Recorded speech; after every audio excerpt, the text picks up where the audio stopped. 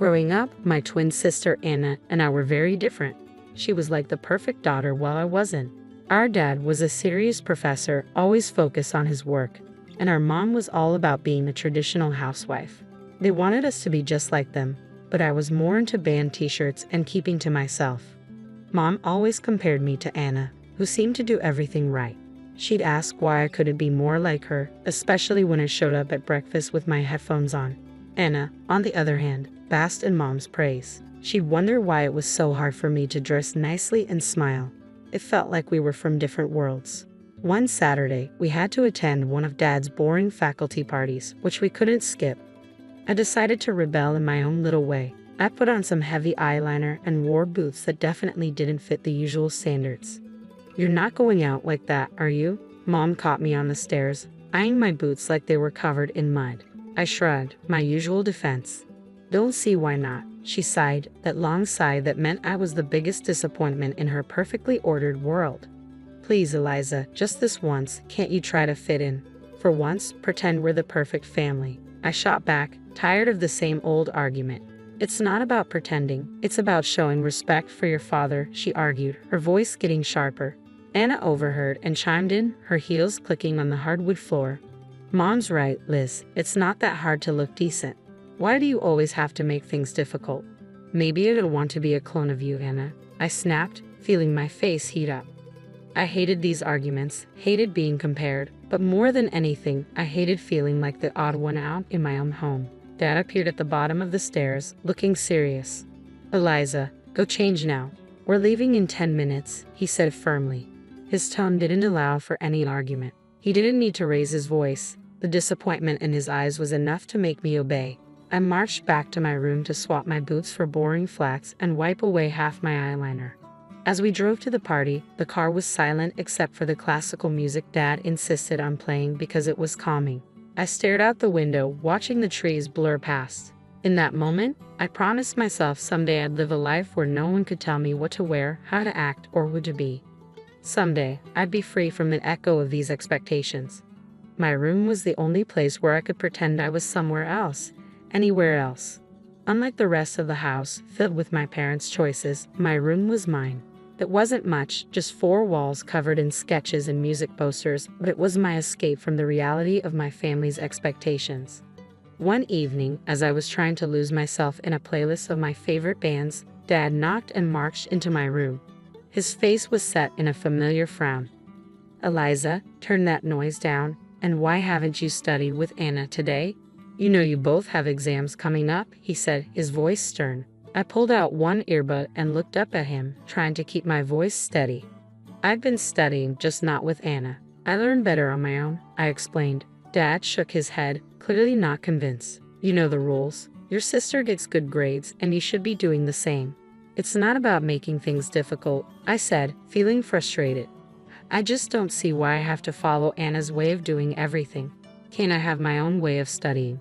He didn't respond to that, just shifted his complaint. "And those friends of yours? I saw you with them at the cafe yesterday. I don't think they're a good influence. You should be spending time with the daughters of my colleagues. They're more suitable." My temper rose. "Suitable for what? For you? Because they talk about economics and pretend to enjoy those boring university gatherings." Before he could answer, Mom appeared at the doorway, her voice sharp as she joined in. "Eliza, your father is right. Those girls are from good families. They know how to behave. They're the kind of friends you should want." I stood up, facing both of them. "What if I don't want friends who are picked for me? What if I want to choose my own friends, choose what I study, or even what I want to be?" I exclaimed. Mom's response was final. "That's enough, Eliza. You know your future is with the university. Your father has made sure of that. And after you graduate, you'll need to start thinking about settling down." The words "settling down" hung in the air like a life sentence. "You mean start thinking about being someone's wife like Anna is? Is that all you think I'm meant for?" Mom's face softened slightly, but her voice remained firm. "We want what's best for you. Following the path we've set out will give you a good life." "A good life," I repeated, the bitterness evident in my tone. "Is it a good life if it's someone else's idea of good?" No one answered. They didn't need to. We all knew there was no point in arguing. They had their plans, and they expected me to fall in line, just like Anna. Anna and I were like two sides of the same coin, always together but never on the same page. At university, where Dad taught, the differences between us grew even more obvious. She was into business management, the golden child, always nodding along in lectures, asking smart questions that made professors appreciate her.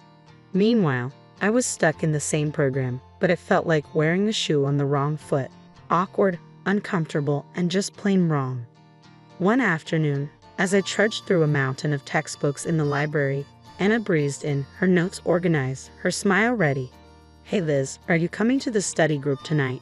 Professor Hall mentioned he's dropping by. Could be good for us to show face," she said, her tone light but insistent. I glanced up, feeling the weight of her expectations. "No, I don't think so. Those things aren't really my scene, you know," I replied. She frowned, placing her books down with a thud that matched her disapproval. "It's not about it being your scene, Liz. It's about making the right impressions. You need to start taking this seriously.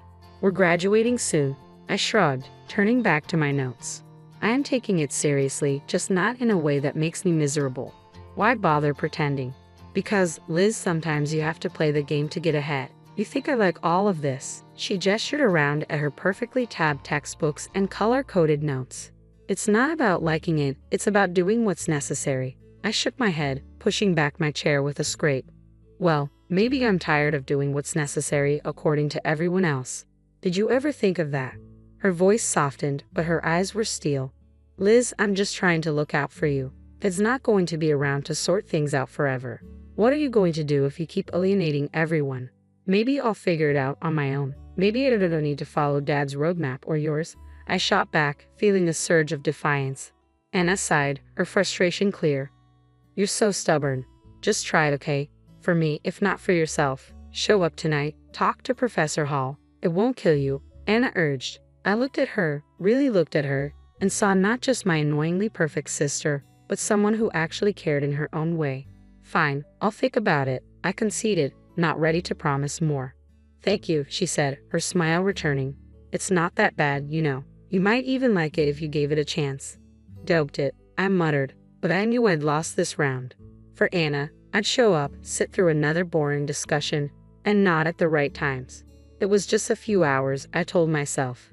How bad could it be? As it turned out, not as bad as I thought. Professor Hall was surprisingly interesting when he wasn't lecturing from a podium. I even asked a question which earned a shocked but pleased look from Anna. Later, as we walked back to her dorm, Anna nudged me. "See? Not so terrible, right?" That fragile peace didn't last long, however. In our last year, Anna introduced us to her fiancé, a lawyer 10 years her senior, already well established and exactly what our parents dreamed of. Mom and Dad were over the moon, praising Anna for making such a smart match, and immediately turned their expectant eyes on me. "Now, Eliza, it's your turn to find someone suitable," Dad said one evening over dinner, his tone implying that my time was running out. Mom nodded enthusiastically, already planning out my life as if it were another one of her well-organized home projects. "Think about your future, dear. Someone who can provide for you, who has a good standing." I remember staring at my plate, feeling the walls close in. Anna's wedding was meticulously planned down to the last detail by Mom, from the bridesmaids' dresses to the floral arrangements, showcasing her perfect vision of family prestige. After the wedding, Mom often visited Anna, doling out advice and ensuring her life played out just as she had orchestrated. Witnessing this, I knew one thing for certain. I didn't want my life tailored by someone else's hands. One day, I was walking down the street, lost in thoughts of how to escape the life my parents envisioned for me when I heard the deep rumble of a motorcycle approaching. Curiosity pulled me toward the sound. That's when I saw him, Jake, with his leather jacket and carefree smile, pulling up beside me. "You look like you need a ride," he called over the roar of the engine, a playful twinkle in his eyes. I hesitated, glancing back towards the path home and at his outstretched hand. What did I have to lose? "Sure, why not?" I replied, my voice a mix of nerves and excitement. Climbing onto the back of his bike, I felt a rush of adrenaline as we sped away. The wind whipped through my hair, and for the first time in a long time, I laughed genuinely. Jake shouted something about showing me his world, and I held on tighter, not wanting this moment to end. We stopped at a diner frequented by bikers over burgers, workers, and fries. Jake told me about his life as a welder, his passion for bikes, and his love for the open road. It was so different from anything I was used to, raw and real, I remarked, my voice barely above the clatter of plates and chatter around us. Don't you get scared living like this? Scared? No, it's thrilling. You never know what's around the corner. Isn't that better than having everything planned out for you? Jake replied, his eyes lighting up with each word. Over the next few weeks, we met secretly. Each ride on Jake's motorcycle pulled me further from the life I was supposed to live and closer to the life I wanted. The speed, the adventure, it wasn't just about the thrill. It was about feeling alive, feeling free. One evening, as we watched the sunset from a secluded overlook, Jake turned to me. Eliza, I don't just ride to escape. I ride to feel alive, to make every moment count. With you, every moment feels like it's worth something. I leaned into him, my heart beating fast. I've never felt like this before. You make me feel free, Jake, I confessed. He smiled, pulling me closer. Then let's not go back to just existing. Let's live. 6 months with Jake felt like a lifetime of moments I'd always dreamed of. The day he proposed under the stars with a gentle rumble of his bike in the background, my heart screamed a yes before my mouth could form the word. It was perfect, except for one looming hurdle. My parents. I wrestled with the fear of introducing Jake to them.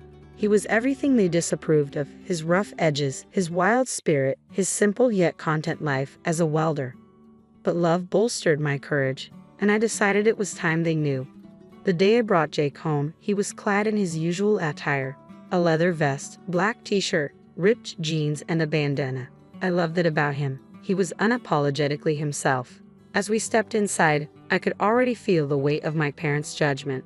Mom's face went pale at the sight of Jake, her eyes widening in shock. What in the world, Eliza? She gasped, her voice barely a whisper. Dad's reaction was harsher, his words sharp as knives. Who is this, and why is he dressed like a thug in our house?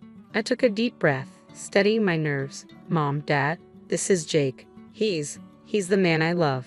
We're getting married. Their silence was deafening. Then Dad turned to Jake, his tone laced with disdain. Married? What do you do for a living, young man?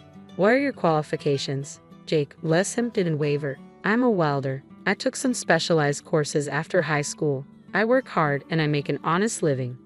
The look on my parents' faces was a mix of horror and disbelief. Mom looked like she might faint. A welder, Eliza. You can't be serious, as voice rose, anger flaring. You expect us to give our blessing to this? To throw away your future for a welder? I felt my resolve harden. Yes, because he makes me happy. Isn't that what should matter? But the life you'll lead, Mom started, her voice tremulous. Will be the life I choose. I shot back, my own voice gaining strength. Dad shook his head, his decision clear.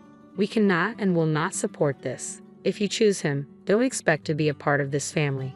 The finality in his tone broke my heart, but not my decision. Jake squeezed my hand, giving me the strength to face them. Then I choose Jake. I choose us.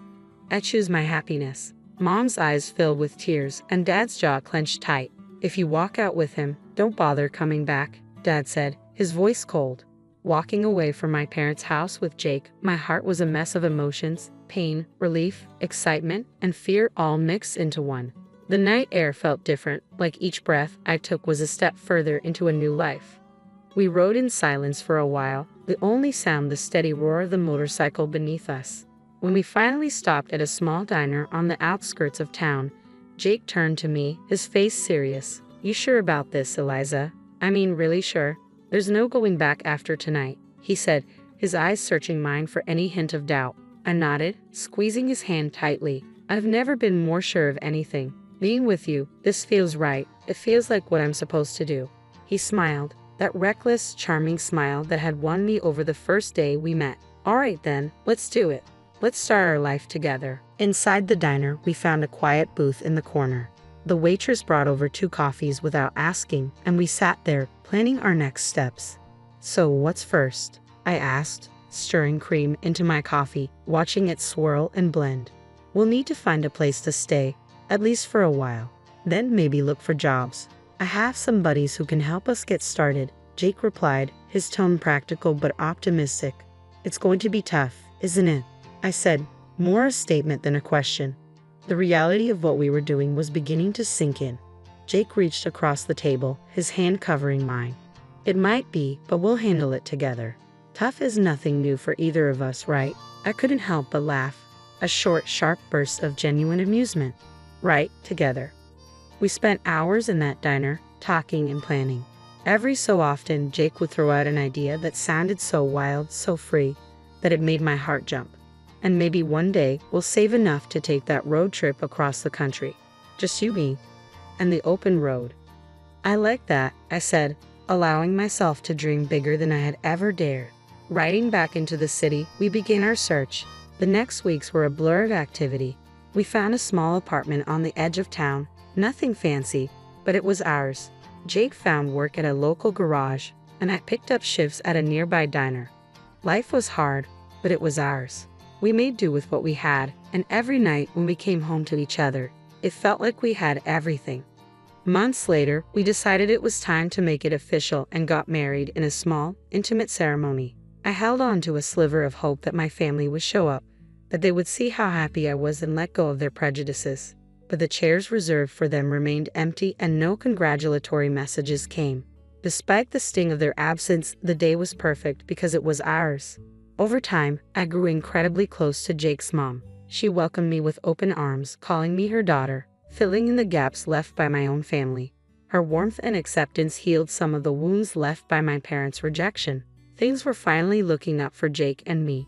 After he completed additional diving training and became a certified underwater welder, his income shot up to $150,000 a year. That change made a world of difference. We managed to buy a townhouse in a nice area, the kind of place I'd always dreamed about but never thought I'd actually live in. I started working as a dispatcher in Jake's company. It wasn't just a job. It felt like I was part of something important, supporting the man I loved and building our future together. On weekends, we escaped the city on his bike, roaring through winding roads and taking in breathtaking views of nature. Those moments with the wind in my hair and his warmth against my back were pure bliss. Living nearby, my mother-in-law became a frequent visitor. One such afternoon, while Jake was tinkering in the garage and I was fixing us some coffee, she arrived looking a bit troubled. "There's been some ugly news," she said as she settled down at the kitchen table. Something about a professor at the university involved in a harassment scandal. My heart skipped a beat. "Oh, did they say who it was?" I tried to keep my voice steady, dreading the answer. She shook her head. "No, they didn't mention a name on the radio. But you know how these things go. It's probably all over the TV by now." Nodding, I flicked on the television, tuning into the news. Sure enough, there was a report on the scandal, and as I had feared, my father's face appeared on the screen. The anchor detailed accusations against him, and I felt a cold wave of disbelief wash over me. Turning off the TV, I sat down heavily, trying to process the news. Jake came in, wiping his hands on a rag, and saw my face. "What's wrong, babe?" he asked, his brow furrowed in concern. I swallowed hard, my voice barely a whisper. "It's my dad. He's been accused of harassing a student." Jake's expression hardened for a moment before he came over and took my hand. "I'm sorry, Eliza. That's tough news. How do you want to handle this?" I shook my head, not really sure of anything at the moment. "I don't know. I mean, what can I even do? It's not like we're close anymore." He squeezed my hand, understanding. "Whatever you need, I'm here for you. We don't have to figure it all out right now." I decided to wait and see how things unfolded before making any moves. Whatever decision I made, I knew I'd have Jake by my side, and that was the reassurance I needed to face whatever came next. Life had been peaceful until that unexpected afternoon at work when a familiar car pulled into the parking lot. I hadn't seen my parents in a long while, and the sight of them stirred up a mix of emotions I thought I had put to rest. Both of them looked dramatically changed. The scandal had taken its toll. Mom had lost a lot of weight and looked years older, while Dad appeared broken, a shadow of the stern man he once was. My mother spotted me and rushed over, arms open as if nothing had happened, as if years of distance and disapproval could be bridged in an instant. But I couldn't embrace her, not now. Instead, I stepped back and took Jake's hand, looking for strength in his presence. "Eliza, it was so hard to find you," Mom said, her voice cracking with emotion. Dad, ever the gruff one, cut to the chase, his voice harsh and bitter. "I was accused unfairly, you know. I went to your sister's husband for help, but that bloodsucker wanted a fortune. Your sister sided with him, and now they've kicked us out. We need your help." I stared at them, disbelief and anger swirling inside me. Help? After all these years, you show up and demand help. We have nowhere else to go. Mom's voice was desperate. They've disowned us too. We thought maybe we could stay with you. I almost laughed at the absurdity. Stay with me? After you disowned me, you made it clear I wasn't your daughter anymore. Dad's face turned red, his old temper flaring up. You owe us, Eliza, after all we've done for you. That's where you're wrong, I interrupted, feeling Jake squeeze my hand in support. I don't owe you anything. You threw me out because I chose my happiness over your demands, and now you want what? To just move in and pretend like we're a family. The situation was spiraling, and I could see people watching, a crowd beginning to form. Mom started to cry, her sobs loud and attracting even more attention. You're being ungrateful after everything we've done for you, she accused through her tears. I took a deep breath, my decision clear. No, Mom, I'm not ungrateful. I'm free and happy. You made your choices, and now you have to live with them. As we walked away, I heard my dad yelling, but Jake leaned over and quietly told the security team, don't let them come here again. The following months flew by, filled with love and peace. We welcomed a son, a new beginning in our growing family. My parents never came back. That day in the parking lot was the last I saw of them, and while part of me grieved for what could have been, I knew I had made the right choice for me and for my family. My name is Melissa, and I grew up in a typical middle-class family. Mom worked as a nurse, and Dad was a mechanic. We weren't rich, but we had enough to get by comfortably. After graduating from college with a degree in education, I landed a job at a public elementary school in my hometown. My days were filled with lesson plans, finger paintings, and the infectious laughter of children. One Friday evening, my best friend Sarah insisted I join her for a party. Reluctantly, I agreed. I threw on a simple blue dress and headed to the address Sarah had texted me. The party was in full swing when I arrived, the small apartment packed with people I didn't know. Melissa, Sarah's voice cut through the noise. She appeared at my side, grinning widely. I'm so glad you came. There's someone I want you to meet. Before I could protest, she was dragging me through the crowd. We stopped in front of a tall, handsome man with dark hair and warm brown eyes. Melissa, this is Jack, Sarah said, practically beaming. Jack, meet my best friend, Melissa. Jack smiled and extended his hand. Nice to meet you, Melissa. Sarah's told me a lot about you. We fell into an easy conversation about my job, his work as a software developer, and our shared love of old movies. Before I knew it, hours had passed, and the party was winding down. As I was getting ready to leave, Jack approached me. I really enjoyed talking to you tonight, Melissa. Would you like to grab coffee sometime? My heart skipped a beat. I'd like that, I replied, trying to keep my voice steady. We exchanged numbers, and I left the party feeling giddy. The next day, I woke up to a text from Jack. Good morning, Melissa. How about that coffee? Are you free this afternoon? I replied quickly, and we made plans to meet at a local cafe. That coffee date was the beginning of something special. Over the next few weeks, Jack and I saw each other regularly. We went to movies, tried new restaurants, and took long walks in the park. With each date, I felt myself falling for him more and more. One evening, about a month after we met, Jack took me to a fancy restaurant for dinner. As we finished our meal, he reached across the table and took my hand. Melissa, he said, his eyes serious. I really like you. I was wondering if you'd like to be my girlfriend? My heart soared. Yes, Jack. I'd love to be your girlfriend.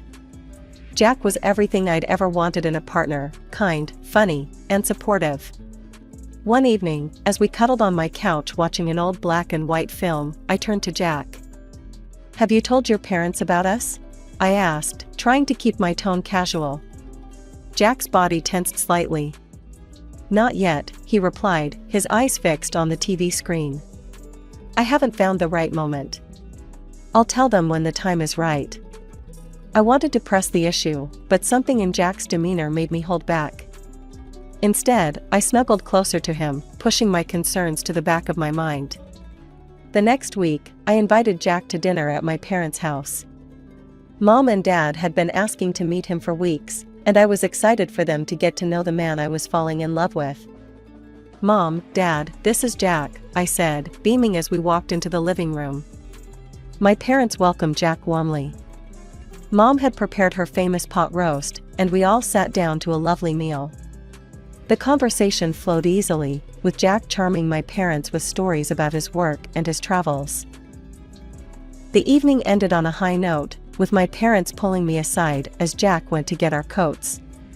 "He's wonderful, honey," Mom whispered, giving me a hug. "We're so happy for you." As Jack and I drove home, I couldn't help but bring up the subject of his parents again. "Jack, why haven't you introduced me to your family yet? Are you ashamed of me?" Jack's hands tightened on the steering wheel. "Of course not, Melissa. It's just, my parents can be a bit difficult. I want to make sure the timing is right." I sighed, not entirely satisfied with his answer, but decided to let it go for now. Our relationship continued to grow stronger over the next year and a half. Yet, the issue of his parents remained a sore spot. Every time I brought it up, Jack would find a way to change the subject or make light of the situation. I tried to be patient, to trust that he had his reasons, but I couldn't shake the feeling that he was hiding something from me. Then, on a crisp autumn evening, everything changed. Jack proposed to me at the restaurant, and I agreed to the sound of applause from other customers. On the drive home, still giddy with excitement, I turned to Jack. "I can't wait to tell my parents. They're going to be so thrilled." Jack smiled, but I noticed a hint of tension in his expression. "Actually, Mel, I think it's time you met my parents. How about we go see them this weekend?" I was surprised by the sudden change of heart, but delighted nonetheless. "Really? That would be wonderful, Jack." When we pulled up to Jack's childhood home, I couldn't help but gasp. The house was enormous, a sprawling mansion with manicured lawns and a fountain in the circular driveway.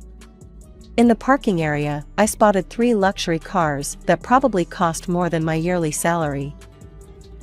"Jack," I whispered, my eyes wide. "You never told me your family was, well, rich." He shrugged, looking uncomfortable. "It never seemed important. Come on, let's go in." As we approached the front door, it swung open to reveal a statuesque woman with perfectly coiffed hair and an expensive-looking suit. "Jack, darling," she exclaimed, pulling him into a hug. Her eyes fell on me, and I saw a flicker of something, disappointment, cross her face. "And you must be Melissa," she said, her tone noticeably cooler. "I'm Victoria, Jack's mother. Please, come in." We followed her into a lavish living room where Jack's father, Richard, was waiting. He greeted us warmly, shaking my hand with a firm grip. "So, you're the young lady who's stolen our Jack's heart," he said with a smile. Victoria gestured for us to sit and then began her interrogation. "So, Melissa, tell us about yourself. What do you do for a living?" "I'm a teacher at Jefferson Elementary," I replied, trying to keep my voice steady. "I teach 3rd grade." Victoria's eyebrows rose. "A teacher? How quaint. And your family? What do they do?"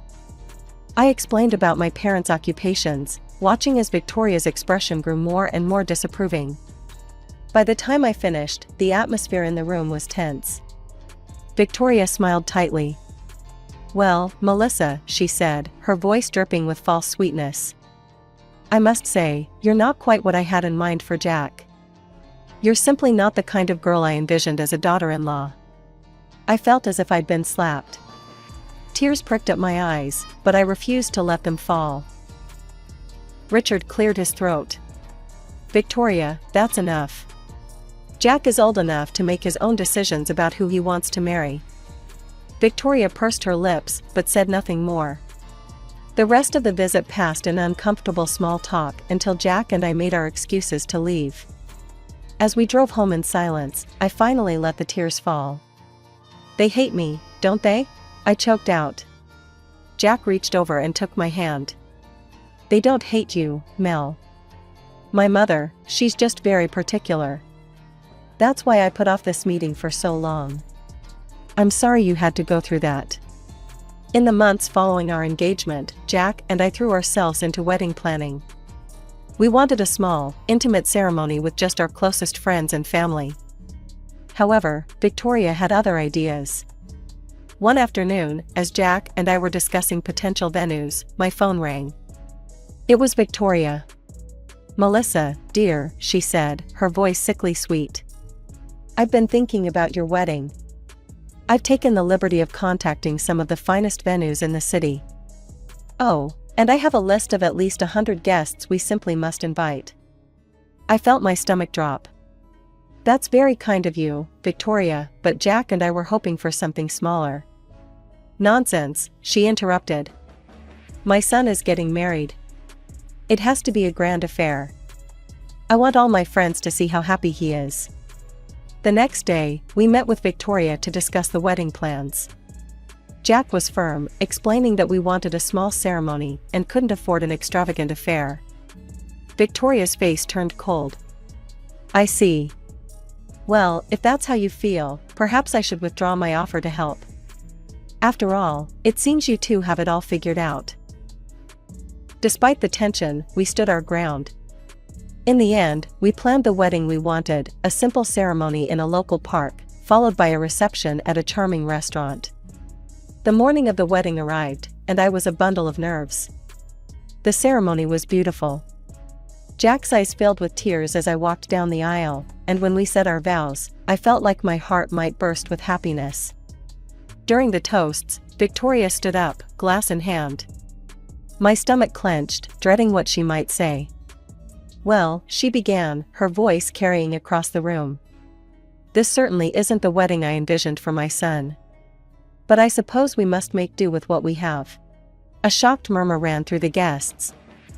Victoria continued, her words becoming increasingly critical of the simple decorations, the food, and even my dress. With each word, I felt smaller and more humiliated. Finally, she turned her gaze directly to me. "I must say, I'm not entirely comfortable in this company. I think it's best if I take my leave early." With that, she set down her glass and swept out of the room, leaving a stunned silence in her wake. Our friends and family rallied around us, offering words of support and trying to lift the mood. Gradually, the party resumed, and by the end of the night, Victoria's dramatic exit was almost forgotten in the joy of celebration. After our honeymoon, Jack and I settled into married life in his apartment. However, my happiness was short-lived as Victoria began to make her presence felt in increasingly intrusive ways. One afternoon, I came home early from school to find Victoria in our living room, rearranging our furniture. I was shocked to see her there, especially since we hadn't given her a key. When Jack got home, I told him what had happened. He looked uncomfortable, but promised to talk to his mother about boundaries.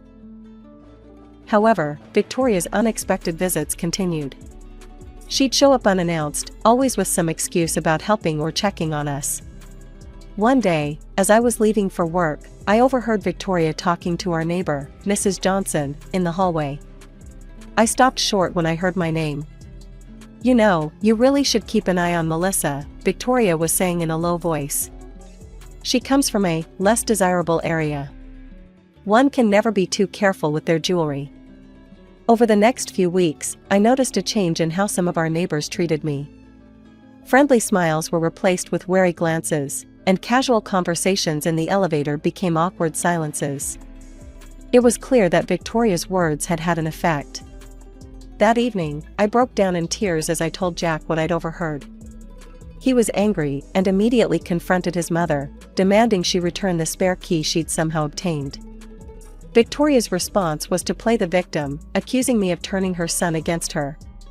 She began posting thinly veiled criticisms of me on social media, never mentioning me by name but making it clear who she was talking about. Then, one day, I was called into the principal's office at school. Mr. Thompson, my boss, looked uncomfortable as he slid an envelope across his desk to me. "Melissa, we received this, complaint about you," he said, his voice kind but concerned. Normally, we don't put much stock in anonymous letters, but given the nature of the accusations, I felt I should bring it to your attention." With trembling hands, I opened the envelope and read the letter. It was a litany of false accusations, everything from theft to inappropriate behavior with students. My mind reeled. There was only one person who could be behind this, Victoria. Mr. Thompson assured me he didn't believe the accusations, but warned me that rumors had started circulating among some of the staff. As I left his office, I could feel the stares of my colleagues, hear the whispers behind my back. As the months passed, what should have been joyous family gatherings turned into nightmarish ordeals. Every holiday, every family dinner became an opportunity for Victoria to belittle and humiliate me in front of Jack's friends and relatives. The breaking point came at a party Victoria hosted at her home. I'd worn a simple white skirt, feeling pretty and confident for once. As the evening wore on, I noticed people giving me odd looks and snickering behind their hands. It wasn't until Jack arrived late and pulled me aside that I learned the horrifying truth. "Mel," he said, his face a mix of anger and embarrassment, "there's a huge red stain on the back of your skirt. It looks like ketchup." My cheeks burned with humiliation as I realized I'd been walking around all evening with this stain, completely unaware. But worse was to come. Victoria, it seemed, had been busy taking photos of me throughout the night, always angled to prominently display the stain. By the time we got home, these photos were all over social media, accompanied by Victoria's mocking comments.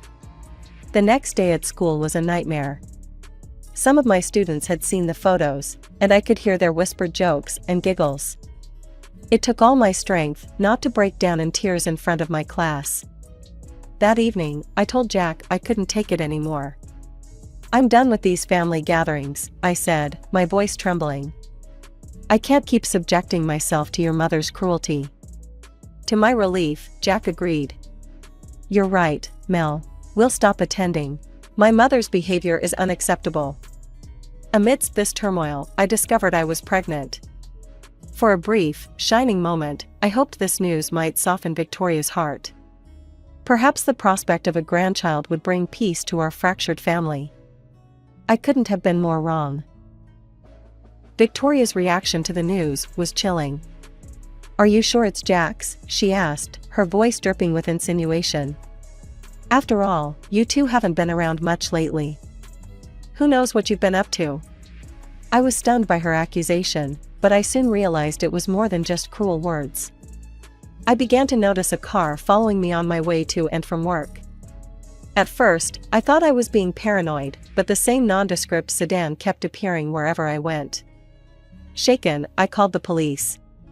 To my shock, when they tracked down and questioned the man, he admitted he was a private detective hired by Victoria to follow me. She had convinced herself that I was cheating on Jack and that the baby wasn't his. When Jack found out, he was livid. He confronted his mother in a heated phone call that I could hear from across the room. Victoria, caught red-handed, had no choice but to call off the detective. Months passed, and soon it was time for our baby to arrive. The delivery was long and difficult, but when I finally held our son in my arms, all the pain melted away. However, as I looked at him, I noticed something unexpected. Our beautiful baby boy had a much darker complexion than either Jack or me. He looked almost biracial. A seed of doubt planted itself in my mind. Would Jack think I'd been unfaithful? Before he could voice any suspicions, I insisted on a DNA test. The wait for the results was agonizing, but finally, we got the news: Jack was indeed our son's biological father. The doctor, seeing our confusion, suggested another possibility. "It's possible this trait comes from one of your parents. We could do DNA tests on them as well, to trace the genetic line." My parents, when approached with the idea, were calm and agreeable. They understood our confusion and were happy to help solve the mystery. But the thought of telling Victoria made my blood run cold. Given her past accusations and behavior, I feared how she might react to this news. Would she use this as ammunition in her ongoing campaign against me? As I cradled our beautiful, mysterious baby boy, I looked at Jack. "What are we going to do?" I asked, my voice barely above a whisper. Jack took my hand, his eyes full of love and determination. We're going to love our son, no matter what. And we'll get to the bottom of this. Together. The day Victoria first saw her grandson should have been a joyous occasion. Instead, it turned into a nightmare. As soon as she laid eyes on our beautiful baby boy, her face contorted with shock and disgust. "What is this?" she shrieked, recoiling from the crib. "This child is too dark. He can't be Jack's." Before I could even respond, she rounded on me, her eyes blazing with fury. "You whore. You cheated on my son with some black guy from the alley, didn't you?" "Victoria, please," I begged, tears welling in my eyes. "We've done a DNA test. Jack is the father. I've never been unfaithful." But she was beyond reason. She stormed out of our apartment, and I thought that was the end of it. I was wrong. A few hours later, when I returned from a quick errand, I found all of my belongings strewn across the hallway outside our apartment.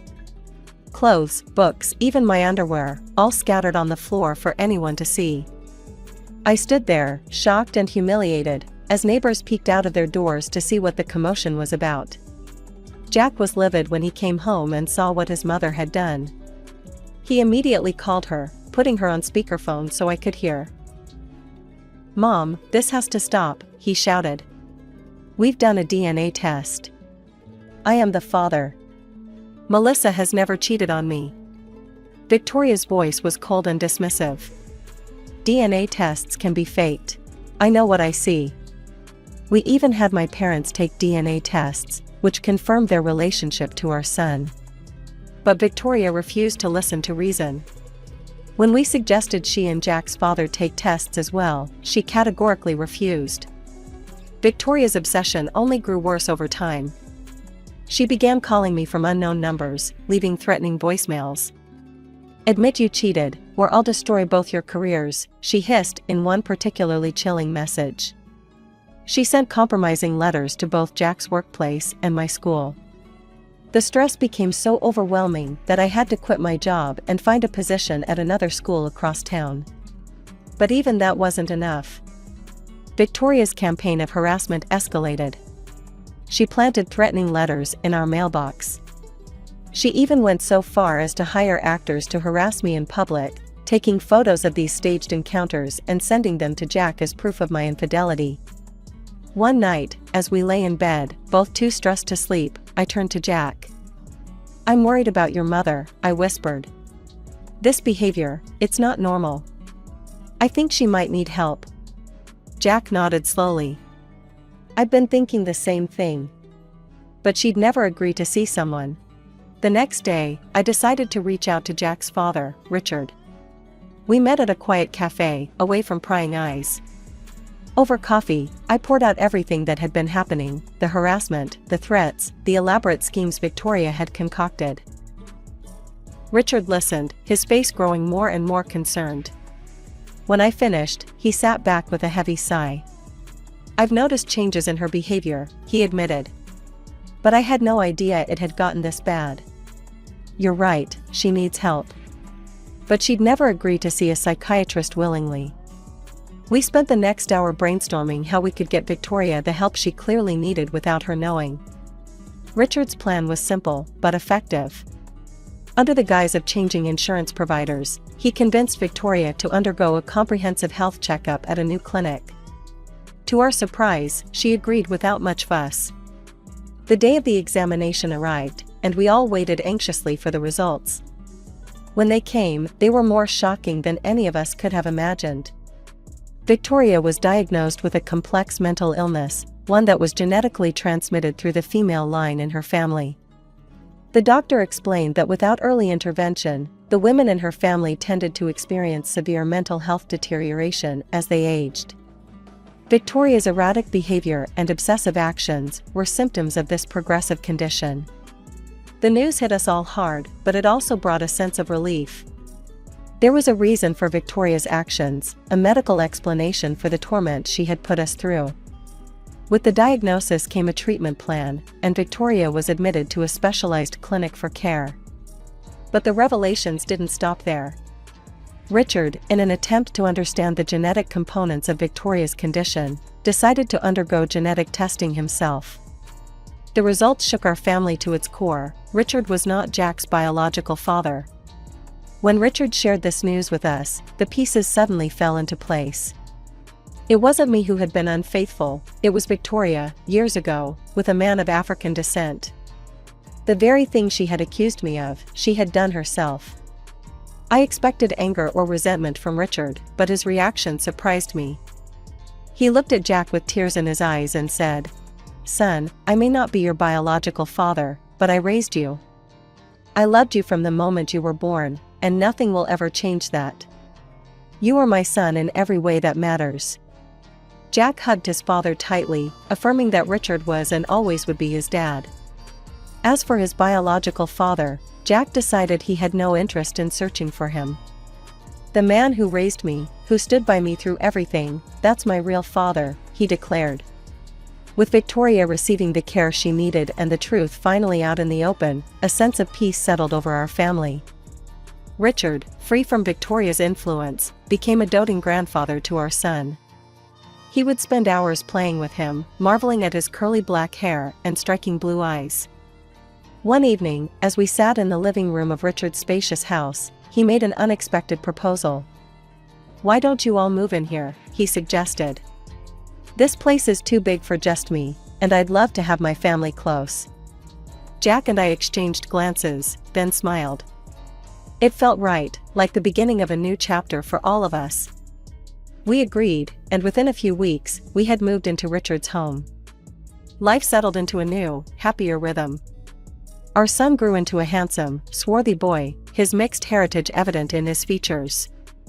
But to us, and to everyone who knew our family's story, his appearance was simply a part of who he was, a beautiful, loved child. Victoria remained in the clinic, receiving the care she needed. While we didn't visit often, we made sure she was comfortable and well treated. It wasn't a perfect ending, but it was one we could live with. I never thought I'd be telling this story, but here I am. My name's Charlotte, and I was born into what you'd call an ordinary family. But when I was 2, everything changed. My dad died, leaving my mom a widow with a toddler. Mom didn't stay single for long. She married this guy, a big-shot entrepreneur with his own construction company. From the get-go, it was clear Mom was head over heels for Steve. She'd do anything for the guy, I swear. It was like I didn't even exist anymore. Things got even worse when Mom popped out another kid. A girl named Rachel. Suddenly, I had a half-sister who could do no wrong in Mom's eyes. She doted on that kid like she was made of gold, always trying to show Steve what a great mom she was to his precious daughter. Steve, he was this big, scary-looking dude. Always had this stern look on his face, like he was perpetually pissed off. But man, you should have seen how he melted around his own kid. All smiles and affection. Me? I might as well have been invisible. "Charlotte," he'd bark, "you're the oldest. Act like it. Help out around here." And help out I did. From the time I could reach the kitchen counter, I was cooking, cleaning, doing laundry, you name it. Rachel? She never lifted a finger. Didn't even clean up after herself or wash a single dish. Meanwhile, my grades were slipping. How could they not? Between all the chores and taking care of the house, I barely had time to crack open a book. Mom noticed, of course. But instead of understanding, all I got was grief. "What's wrong with you, Charlotte?" she'd yell. "Are you stupid or just lazy? Your sister manages to get good grades. Why can't you?" I wanted to scream, to tell her why. But I knew it wouldn't make a difference. In this house, I was the maid, the cook, the cleaner. And apparently, I was supposed to be a straight-A student too. As the years went by, things only got worse. Steve's business grew, and suddenly all of Mom's relatives were working for him. Even Mom got a job at the company. And guess who got stuck with all the housework? Yep, yours truly. By the time I graduated high school, I was exhausted. My grades were mediocre at best, nowhere near good enough for a scholarship. And boy, did I hear about it. "You're so stupid," Mom screamed, her face red with anger. "How could you mess this up?" Steve, ever the pragmatist, just shook his head. "I'm not paying for your college if you can't even be bothered to try," he said coldly. And just like that, my dreams of going to college went up in smoke. Instead, I found myself working at Steve's company, doing the kind of low-paid, backbreaking work that nobody else wanted. You know, I had dreams once. Big dreams of becoming a hairstylist. I'd spend hours watching tutorials online, practicing on old dolls I'd fish out of the trash. I saved every penny I could, scraping together loose change and the measly tips I'd get from the guys at the construction site. Finally, after months of saving, I bought myself a clipper. One night, I couldn't contain my excitement anymore. My sister was lounging on the couch, scrolling through her phone, looking bored as usual. "Hey," I said, trying to keep my voice casual. "Want to see something cool?" She barely glanced up. "What?" I pulled out the clipper, my hands shaking a little. "I got this. I'm gonna be a hairstylist someday." For a moment, she actually looked interested. "Really? Let me see that." I handed it over, feeling a spark of hope. Maybe, just maybe, she'd understand. She turned it over in her hands, then tossed it back to me with a smirk. "Good luck with that. Mom and Dad will never let you." I should have known better than to trust her. A few days later, all hell broke loose. Steve stormed into the living room in a rage, his face purple with anger. "Who did this?" he bellowed. "Who mutilated Fluffy?" I came out of the kitchen, wiping my hands on a dishcloth. The sight that appeared before me was terrible. There, on the floor, was his prized dog. The poor thing looked like it had been attacked by a lawnmower, chunks of fur missing, cuts all over its body. That's when my sister piped up, her eyes wide with fake innocence. "Oh, Dad," she said, her voice trembling. "I think I know what happened." All eyes turned to her as she spun her tale. "Charlotte's been talking about being a hairstylist. She even bought clippers. I think she might have practiced on Fluffy." I couldn't believe what I was hearing. "What? No, I'd never." But Steve wasn't listening. He stormed into my room, tearing it apart until he found the clippers. And there, stuck in the blades, were tufts of dog hair. I felt like I was going to be sick. "I didn't do it," I said, my voice barely a whisper. "I swear, I didn't touch Fluffy." My sister burst into tears, putting on a show worthy of an Oscar. "Please don't be too hard on her, Dad. She probably didn't mean to hurt Fluffy." Steve's face was stone cold as he turned to me. "Get out," he said, his voice eerily calm. "Pack your things and get out of my house. Now." Mom just stood there, not saying a word. Not even looking at me. As I packed my meager belongings, I could hear my sister's fake sobs from the living room. The little shit had set me up, and she'd done it perfectly. With nowhere else to go, I headed to my grandmother's place in the next town over. She was my dad's mom, the only one who'd ever shown me any real kindness. I told her everything, my words tumbling out between sobs. She listened, her face growing darker with each word. "You can stay here as long as you need," she said, pulling me into a hug. "We'll figure this out together." And just like that, I started my new life. Got a job at a local diner, worked my ass off. For the first time in my life, I felt like I could breathe. 3 years later, Grandma passed away.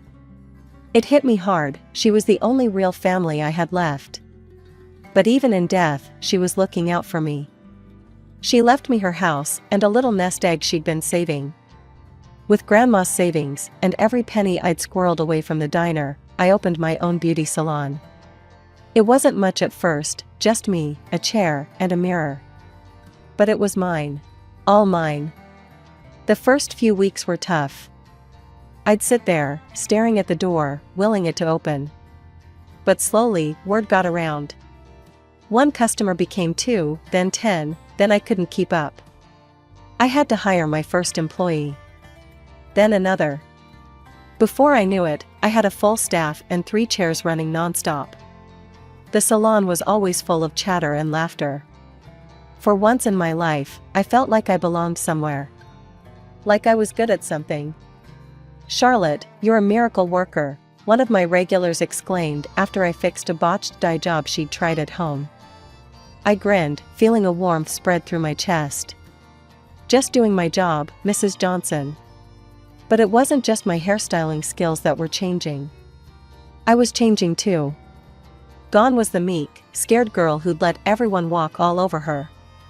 In her place was a woman who knew her worth, who didn't take shit from anyone. One day, a customer was giving one of my new girls a hard time. I stepped in, my voice firm. "Ma'am, if you can't treat my staff with respect, I'm going to have to ask you to leave." The woman spluttered. "But I'm the customer.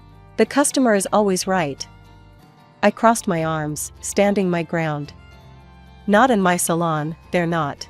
There's the door." Life was good. Really good. But you know how they say curiosity killed the cat?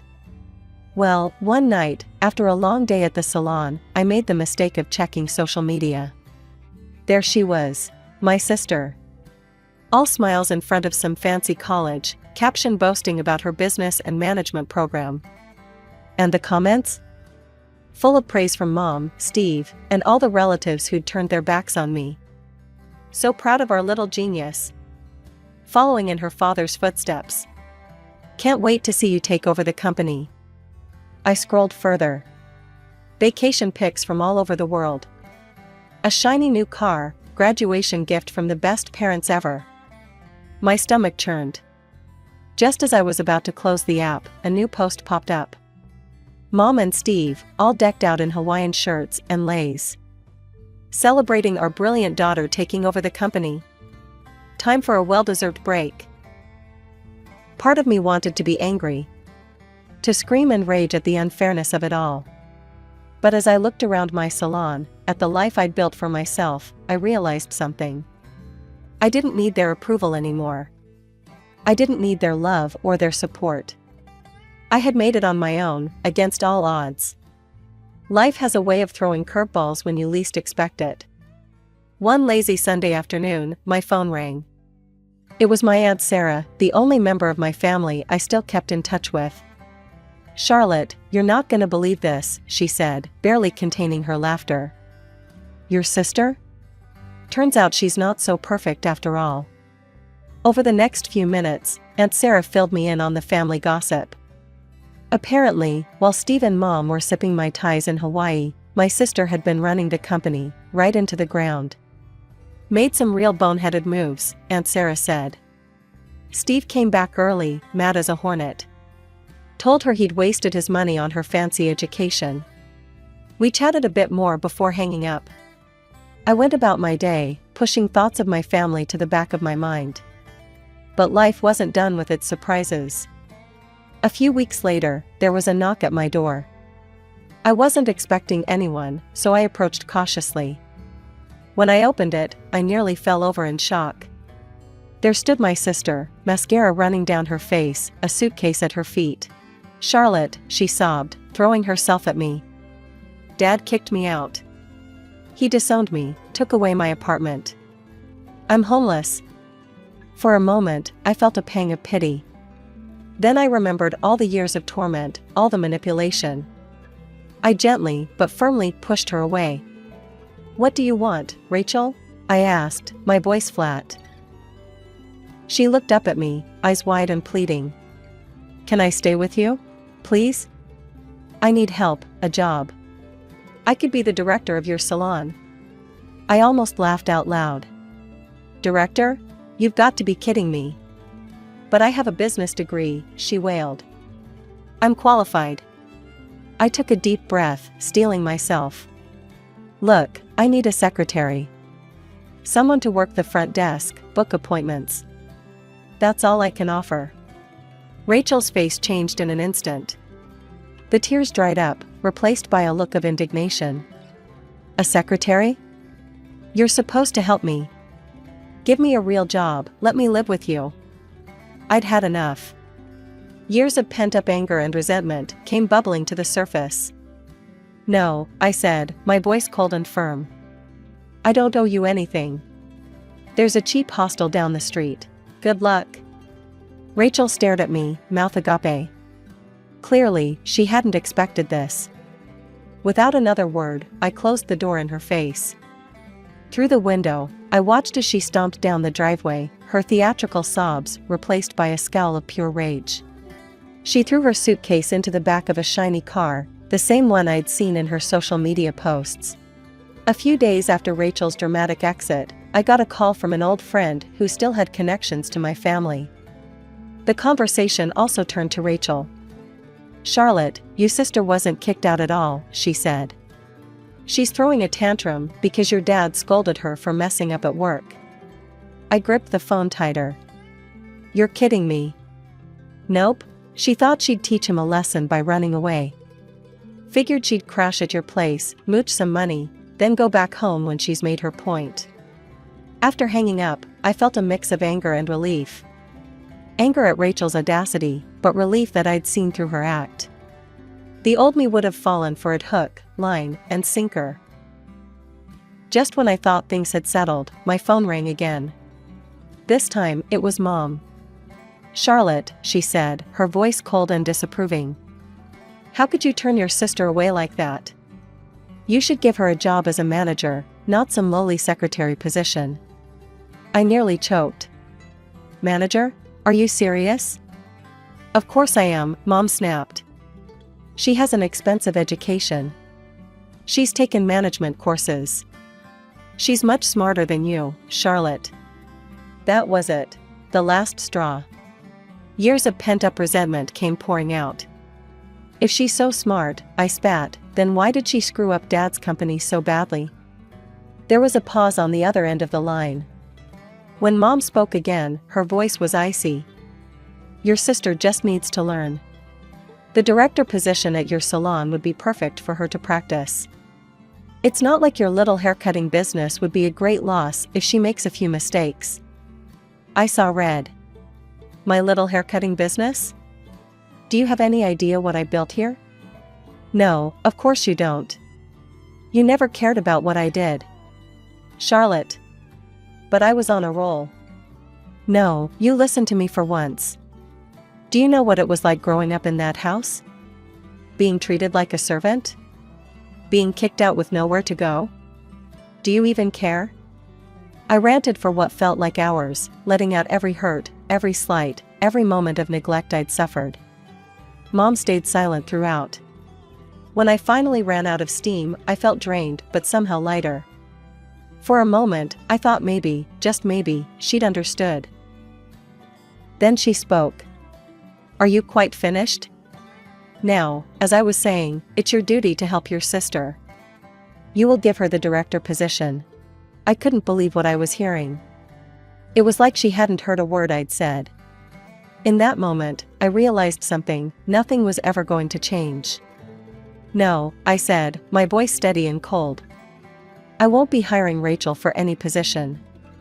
And don't call me again unless you're ready to apologize for how you've treated me all these years." I hung up and blocked her number, my hands shaking. Part of me wanted to cry, to mourn the mother I'd never really had. But another part, a stronger part, felt free. Just when I thought the dust had settled, all hell broke loose. My phone started blowing up with notifications. At first, I ignored them, thinking it was just the usual social media noise.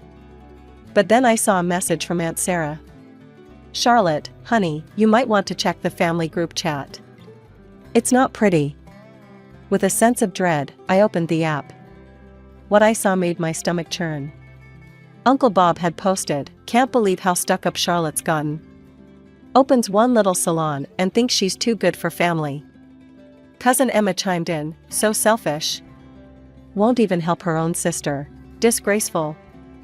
I felt like I'd been punched in the gut. Tears stung my eyes as I scrolled through message after message of hate and judgment. The next morning, I woke up with a clarity I hadn't felt in years. I was done being the family punching bag. It was time to fight back. I called up a lawyer friend of mine, Jake, and asked him to meet me for coffee.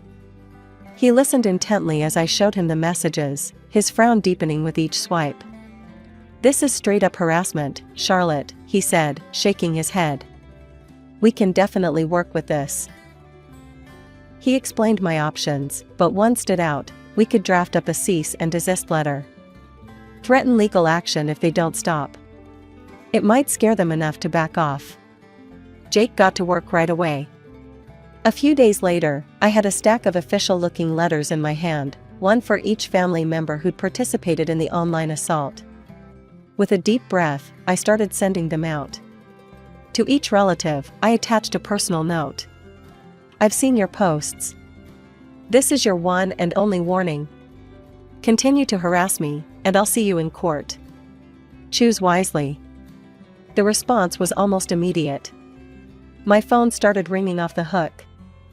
I let it go to voicemail, listening to the messages later with a mix of satisfaction and sadness. Uncle Bob sounded panicked. "Charlotte, sweetie, it was just a joke. No need to get lawyers involved."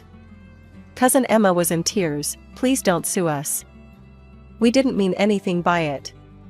One by one, the offensive posts disappeared. The family chat went silent. It was like someone had flipped a switch. Aunt Sarah called me that evening. "Damn, girl," she chuckled. "You sure know how to clear a room." I laughed, but it was hollow. "I didn't want it to come to this, Aunt Sarah. But I couldn't let them keep treating me like that." After we hung up, I sat in my quiet apartment, staring at the wall. I'd always dreamed of having a big, loving family. Now, it felt like I'd burned the last bridge connecting me to that dream. But as I looked around at the life I'd built for myself, my thriving salon, my comfortable home, my true friends, I realized something. Family isn't always about blood. Sometimes, it's about the people who stand by you, who support you no matter what. I might have lost the family I was born into, but I'd gained something far more valuable: self-respect. My birthday. For once, I was actually looking forward to it. No family drama, just a nice evening with my friends and salon staff. People who actually cared about me. I was putting the finishing touches on my makeup when my phone rang. It was Jess, my head stylist. "Charlotte, you need to get down here. It's your sister. She's here, and she's... God, Charlotte, it's bad. Just hurry."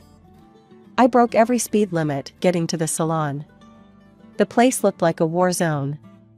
Shattered mirrors, overturned styling chairs, hair products splattered everywhere. And in the middle of it all, being restrained by 2 cops, was Rachel. "You bastard," she screamed when she saw me. "This is all your fault." I ignored her, turning to Jess. "What the hell happened?" Jess looked shell-shocked. She just burst in, drunk off her ass. Started throwing things, screaming about how you ruined her life. We tried to stop her, but... I surveyed the damage, my heart sinking. This would cost thousands to fix. One of the officers approached me. "Ma'am, we're taking her down to the station. Will you be pressing charges?" Before I could answer, my phone rang. "Mom." Because of course it was. "Don't you dare press charges, Charlotte," she hissed without so much as a hello. "Tell them it was a birthday prank gone wrong." I couldn't help it. I laughed. A hollow, bitter laugh that made everyone around me take a step back. "A birthday prank? That's rich, Mom. You know, it's funny. You didn't remember my birthday until you needed an excuse for Rachel's behavior." There was a long pause on the other end of the line. "Look," I continued, my voice tight with anger, "your precious Rachel just destroyed my business. She's going to jail, and I'm going to make damn sure she pays for every cent of damage." I hung up and turned to the officer. "I want to press charges. All of them." I followed the police to the station, my mind reeling. This was supposed to be a happy day, a celebration. Instead, I was filing a police report against my own sister. As I sat in the cold, sterile interview room, giving my statement to a bored-looking detective, I couldn't help but think about how we'd gotten here. How had things gone so wrong? When I finally got home, hours later, I found my friends and staff waiting for me. They'd cleaned up the salon as best they could and brought the party to my place. As I looked around at these people, my chosen family, I felt a lump in my throat. "Thanks, guys," I managed to choke out. This means a lot." We raised our glasses in a toast. "To Charlotte," Jess said. "The toughest boss and best friend we could ask for." The court case dragged on for months. Every day was a new battle, a new low in family drama. But I stood my ground. Finally, the verdict came in. Rachel got a suspended sentence for hooliganism and had to pay me a hefty sum in compensation. I thought I'd feel victorious. Instead, I just felt tired. The day after the sentencing, I got a call from Steve. "You happy now?" he growled. "You've torn this family apart. As far as I'm concerned, you're dead to us." The line went dead. I stared at the phone, waiting for the pain to hit. But all I felt was relief. Mom didn't even bother to call. She sent a text, "I hope you're satisfied with what you've done. Don't contact us again." I showed the messages to Aunt Sarah over coffee the next day. She shook her head, disgusted. "You're better off without them, honey," she said, squeezing my hand. "You've got me. And you've got yourself. That's all you need." She was right.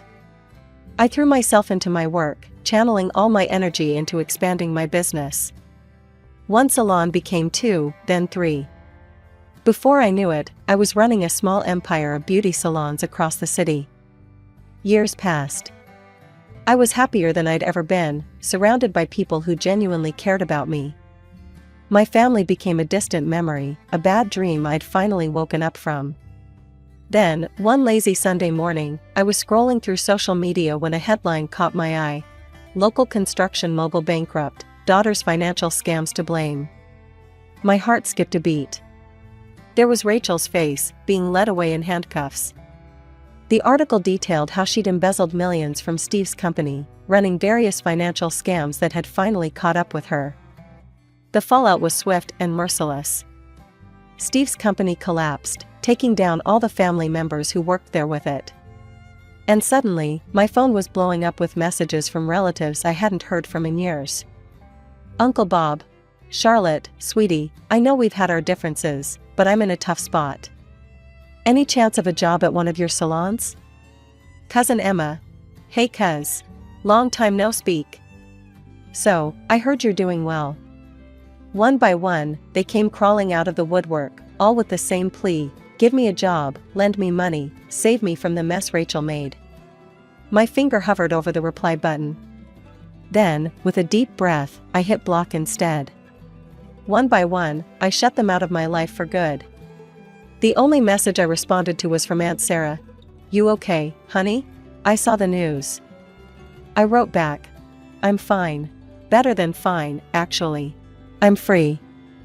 That night, I stood on the balcony of my penthouse apartment, overlooking the city where my salons now thrived.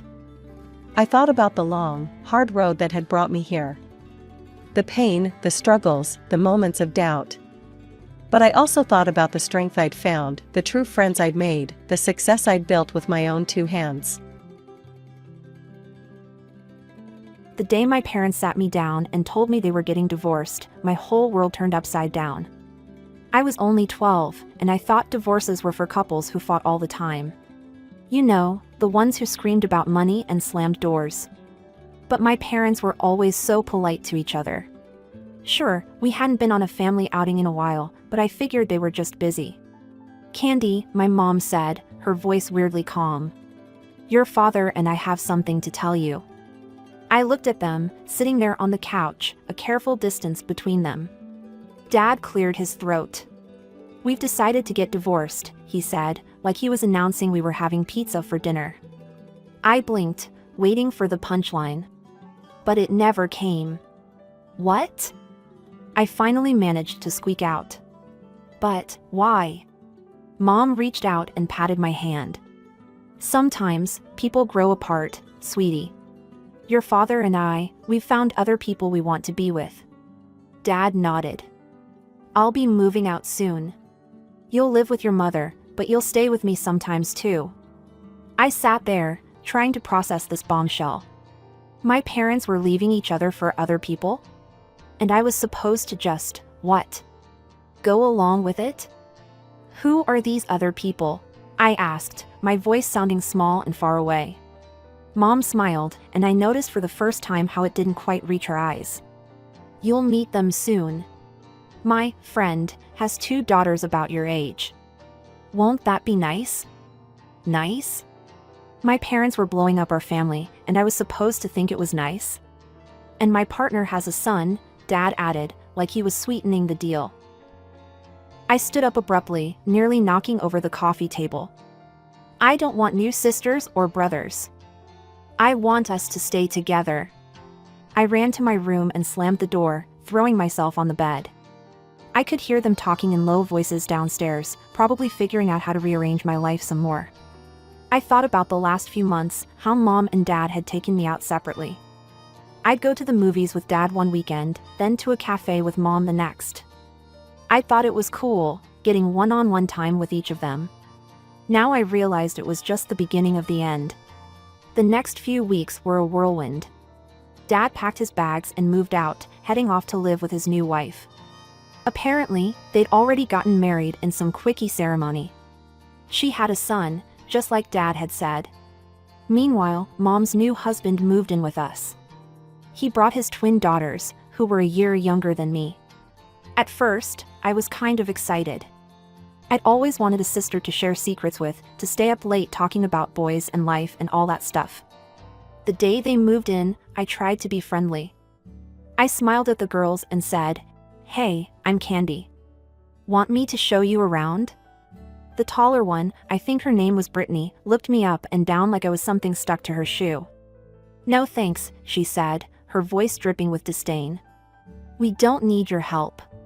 Her sister nodded in agreement. "Yeah, and just so we're clear, we're not your sisters. You're just extra." Extra.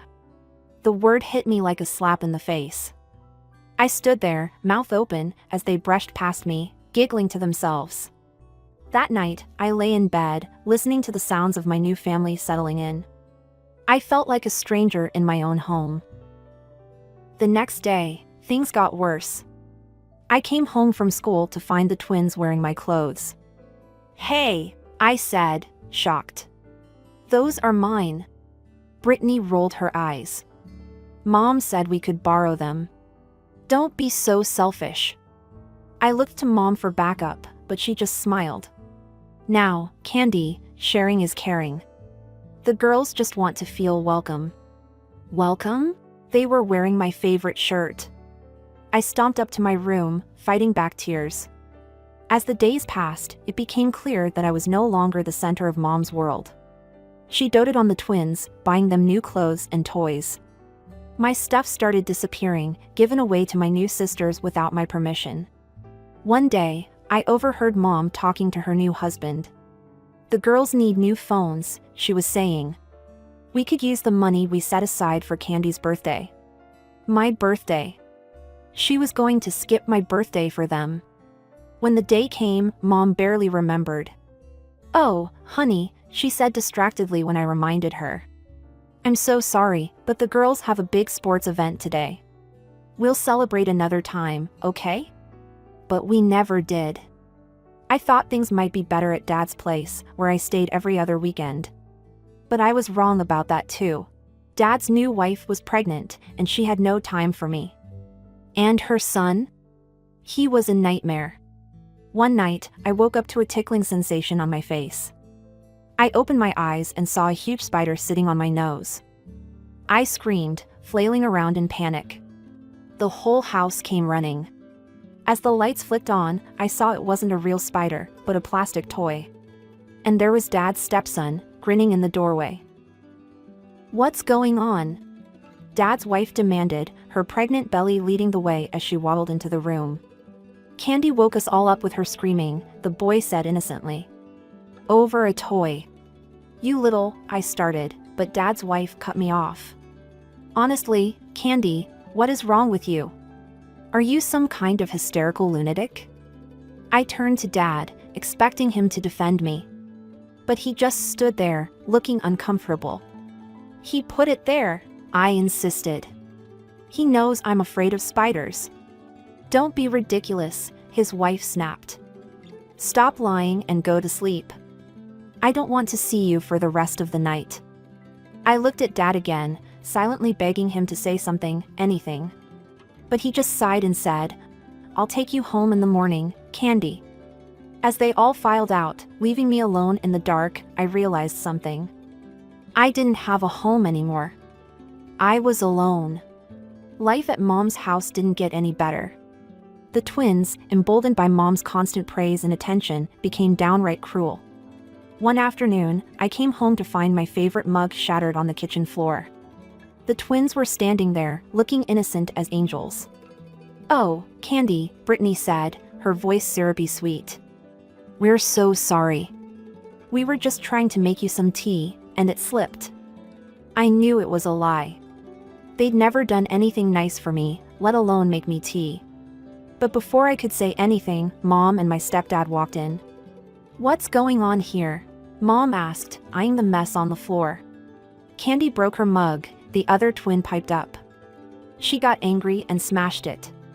My stepdad's face darkened. Without a word, he grabbed my arm and led me to the small storage room at the end of the hall. It was dark and musty, filled with old boxes and forgotten junk. You'll stay in here until you learn to control your temper, he said, pushing me inside. But I didn't do anything. I cried, but he just shut the door, leaving me in darkness. I heard giggling outside the door. It was the twins. Hey, Candy, one of them called through the wood. Did you know this room is full of spiders? Big, hairy ones that come out in the dark. I huddled in the corner, trying not to panic. I knew they were lying, but the darkness seemed to crawl around me. Every little sound made me jump. Hours passed. Nobody came to let me out, not even Mom. When the door finally opened, it was morning. Mom stood there, looking tired. I hope you've learned your lesson, she said. Now get ready for school. I tried to tell her what really happened, but she just waved me off. That was when I realized Mom would always believe them over me. I started spending more and more time at my Aunt Sarah's house. She was Dad's sister, and she lived with her husband, Uncle Tom. They didn't have kids of their own, so they were always happy to see me. At first, I'd just visit for a few hours after school. But those hours turned into days, and soon I was spending weeks at a time with them.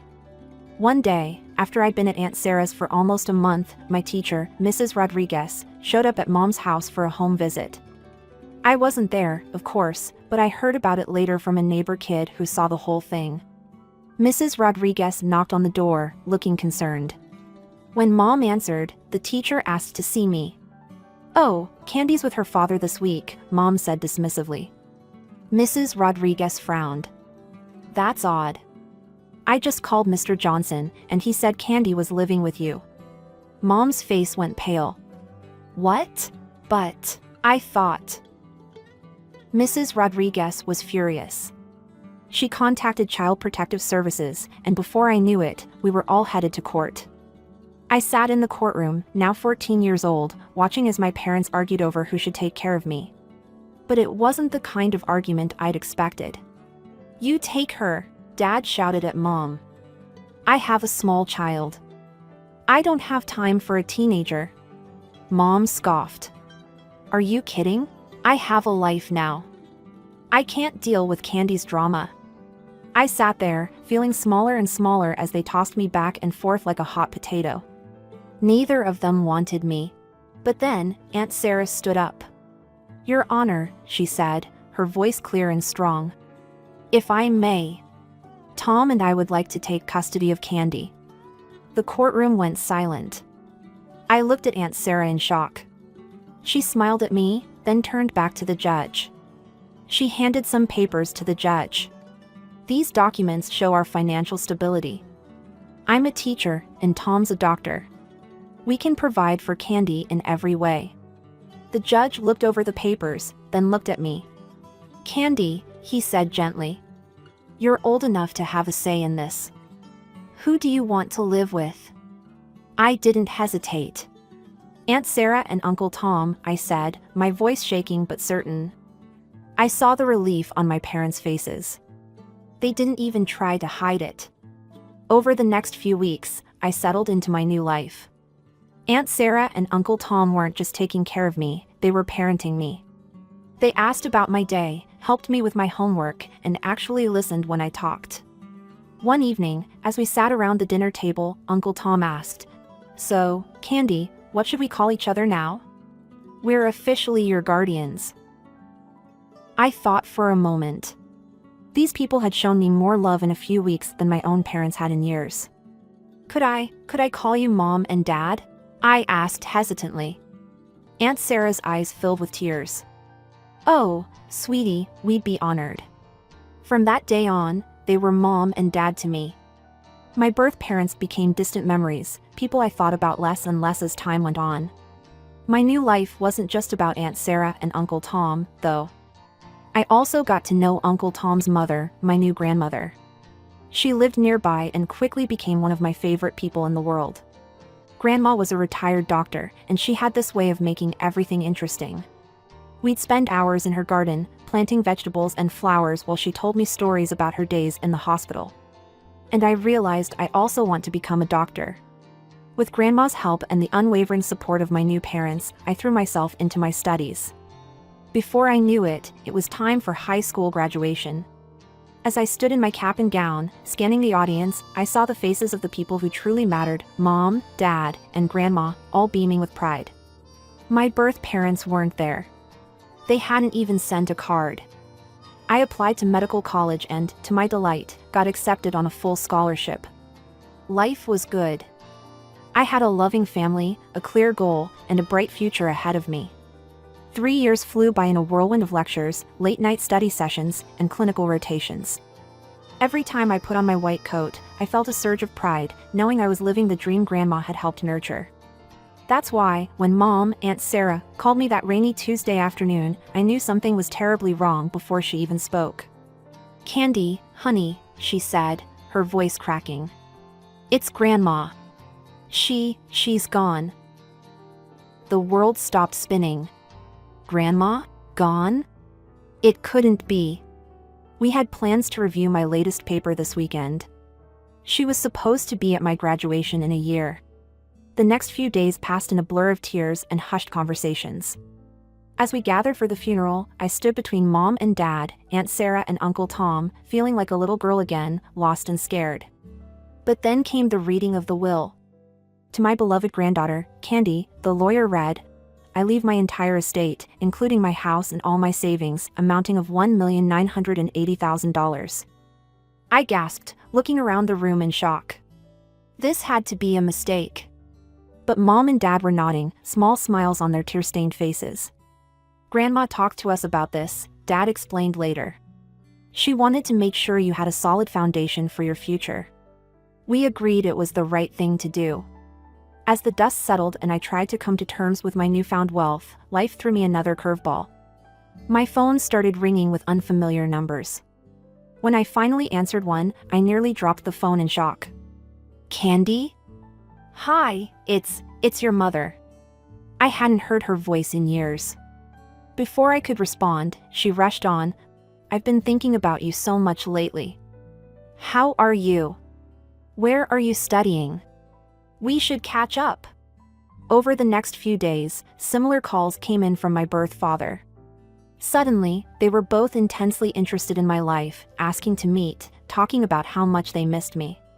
Confused and a little suspicious, I mentioned it to Mom and Dad over dinner one night. To my surprise, they burst out laughing. Oh, Candy, Mom said, wiping tears of mirth from her eyes. I hate to say it, but I think they might have caught wind of your inheritance. Part of me wanted to ignore them, to pretend I'd never got those calls. But another part, a part one thought I'd long since buried, was curious. What would it be like to see them again? To show them the woman I'd become without their help? Maybe I should meet them, I said slowly. Just to see what they want. Mom and Dad exchanged a look. If that's what you want to do, we'll support you, Mom said. But be careful, sweetie. People can surprise you, and not always in a good way. The next day, I found myself standing on the familiar porch of my childhood home. I took a deep breath and rang the doorbell. The door swung open, and there she was, my birth mother. For a moment, we just stared at each other. "Candy," she breathed, her eyes welling up with tears. "Oh, my baby girl." She pulled me into a hug that felt stiff and awkward. Over her shoulder, I could see my stepfather and the twins hovering in the background, plastered on smiles on their faces. Come in," my mother urged, ushering me inside. Dinner was a strange affair. The twins were sickeningly sweet, a far cry from the cruel girls I remembered. "We're so glad you're here, Candy," one of them simpered, Brittany, I think. "We've missed you so much." I caught the flash of irritation in her eyes that belied her words, but I just smiled and nodded. As we ate, the conversation took a turn. My mother glanced around the dining room, sighing dramatically. "This old house," she said, shaking her head. "It's seen better days, hasn't it? The roof needs replacing, and don't even get me started on the plumbing." I took a sip of water, saying nothing. My stepfather chimed in. "And of course, with the girls heading to college soon, well, you know how expensive that can be." I pretended to be very interested in my mashed potatoes. "It's such a shame," my mother continued, her voice dripping with fake concern. "The girls are so bright, but with our financial situation." She trailed off, looking at me expectantly. I met her gaze evenly, but said nothing. The silence stretched on, growing more uncomfortable by the second. Finally, I decided to change the subject. "So," I said brightly, "I've been wondering. What grades did I graduate high school with?" "I can't quite remember." The color drained from my mother's face. She opened and closed her mouth a few times, looking like a fish out of water. "Well, it was so long ago." Well, my version was completely confirmed. She didn't know anything about my life, my achievements, my struggles. All she knew was that I had money now. I stood up abruptly, my chair scraping against the floor. "I think I know why you invited me here," I said, my voice surprisingly calm. "It's about my inheritance, isn't it?" The room went silent. My stepfather's face turned red, and the twins suddenly found their plates very interesting. "How can you say that?" my mother gasped, but her eyes gave her away.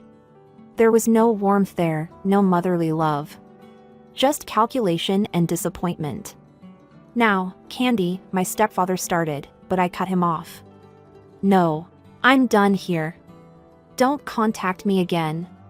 And with that, I walked out into the cool night air, leaving behind the echoes of their angry shouts and my own past. I didn't need their approval or their love. I had a real family waiting for me at home. Just a few days later, I found myself standing at my father's front door. The door swung open, revealing my stepmother. Her face contorted into what I assumed was meant to be a welcoming smile, but looked more like she'd just bitten into a lemon. I forced a smile back and stepped inside. As we moved into the living room, I noticed a teenage boy lounging on the couch. He looked up as we entered, and I recognized him instantly, the spider thrower. He'd grown up quite a bit, and to my surprise, he gave me a genuinely friendly smile. "Hey, Candy," he said, standing up. "Long time no see. I'm Jake, in case you forgot." Before I could respond, a whirlwind of pigtails and glitter burst into the room. A little girl, no more than 8, skidded to a stop in front of me, her eyes wide. "Who are you?" she demanded. My father, looking older and more tired, cleared his throat. "Lily, this is your sister, Candy." We settled into an awkward conversation, my stepmother peppering me with questions about my life that I answered as vaguely as possible.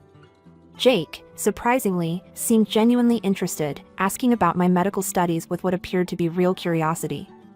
As the evening wore on, I could feel the conversation steering towards the real reason for this reunion. My father kept glancing at my stepmother, who would nod slightly, urging him on. Finally, he cleared his throat. "So, Candy," he began, his voice overly casual. We heard about your windfall. I tensed, waiting for what was coming next. You know, Lily here is quite the little genius, he continued. We've been thinking of sending her to this prestigious private school, but, well, it's not cheap. I said nothing, my face carefully blank. My stepmother jumped in. What your father is trying to say, Candy, is that we could use some help. For Lily's future, you understand. I took a deep breath, feeling my patience wearing thin. Why now? I asked, looking directly at my father. Why are you only remembering me now that I have money? The room went deadly silent. Even Lily, who had been playing with her dolls, seemed to sense the tension. My father started to stammer out an excuse, but my stepmother's face suddenly twisted with anger. Now you listen here, she hissed, all pretense of kindness gone. You're obligated to help your family. If you don't, we'll take you to court. We'll demand our share of that money. You owe us. I couldn't help it, I laughed. Actually, I said, standing up, according to the law, you're not my family at all. You abandoned me, remember? Aunt Sarah and Uncle Tom are my legal parents now. As I walked out the door, I heard my stepmother's shrill voice and my father's angry shouts, but I didn't look back. I got into my car and drove away, feeling a mix of emotions, sadness, anger, but mostly relief. In the days following my visits to my birth parents, my phone buzzed incessantly. Calls, texts, and voicemails poured in from both of them, each more desperate than the last. Candy, please, my mother's voice pleaded in one message. We're about to lose the house. We'll be on the streets. Don't you care? My father's approaches ranged from guilt-tripping to outright demands. After everything we've done for you, one text read, this is how you repay us? I let them all go unanswered. I focused instead on my studies, throwing myself into my final year of college with renewed determination. One evening, as I was poring over a particularly complex cardiology textbook, my phone lit up with an unfamiliar number. Hesitantly, I answered. Hello? Candy? It's Jake. You know, your, stepbrother, I guess? Look, I know this is weird, but I wanted to apologize. For the spider thing, years ago. It was a really crappy thing to do. I found myself smiling despite everything. Jake, that was ages ago. Water under the bridge. No, really, he insisted. I've felt bad about it for years. I wanted to say sorry sooner, but you never came back after that. And I swear, this isn't about the money or anything. I guess I wanted you to know I'm not that stupid kid anymore. His sincerity was touching. I appreciate that, Jake, really. We ended up talking for over an hour. Jake was in his first year of college, studying engineering. He was funny and self-deprecating, nothing like the bratty kid I remembered. By the end of the call, we'd agreed to meet up for coffee the next week. As the months passed, Jake and I developed a genuine friendship. It was strange, finding a connection with someone from my past life, but it felt good. We met regularly for coffee or study sessions, and he became a supportive presence in my life. Meanwhile, my life was moving forward at a dizzying pace. The long nights and grueling exams were worth it when I finally stood on stage, accepting my college diploma. As I looked out into the audience, I saw Mom, Dad, and Jake cheering wildly. My heart swelled with joy and gratitude.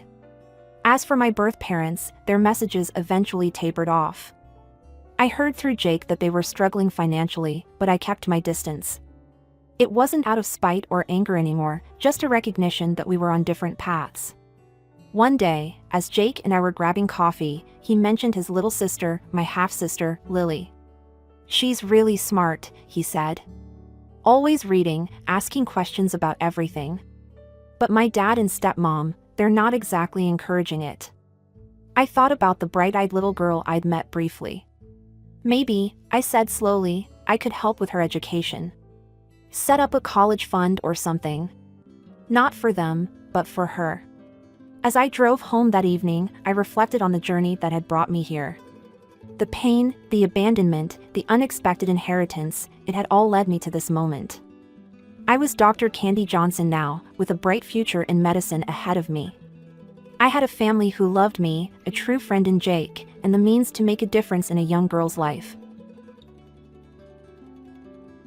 My name's Camilla, and this is the story of how I learned that sometimes, the family you choose is more important than the one you're born into. Growing up, our house was always filled with the sound of my younger sister's laughter. Sarah was the golden child, the one who could do no wrong in our parents' eyes. Me? I was just there. I'd watch as Sarah pranced around the living room, putting on another impromptu fashion show for our doting parents. "I'm gonna be a famous model one day," she'd declare, striking a pose. Dad would clap enthusiastically. "That's my girl. You'll be on magazine covers before we know it." I'd roll my eyes and retreat to my room, burying my nose in a book about finance or economics. Even at a young age, I knew I wanted more out of life than just being pretty. As we grew older, the divide between Sarah and me only widened. She was all about partying and boys, while I focused on my studies. When it came time for college, I thought maybe, just maybe, my parents would see the value in my hard work. "We'll pay for your first 2 years," Dad told me one night over dinner.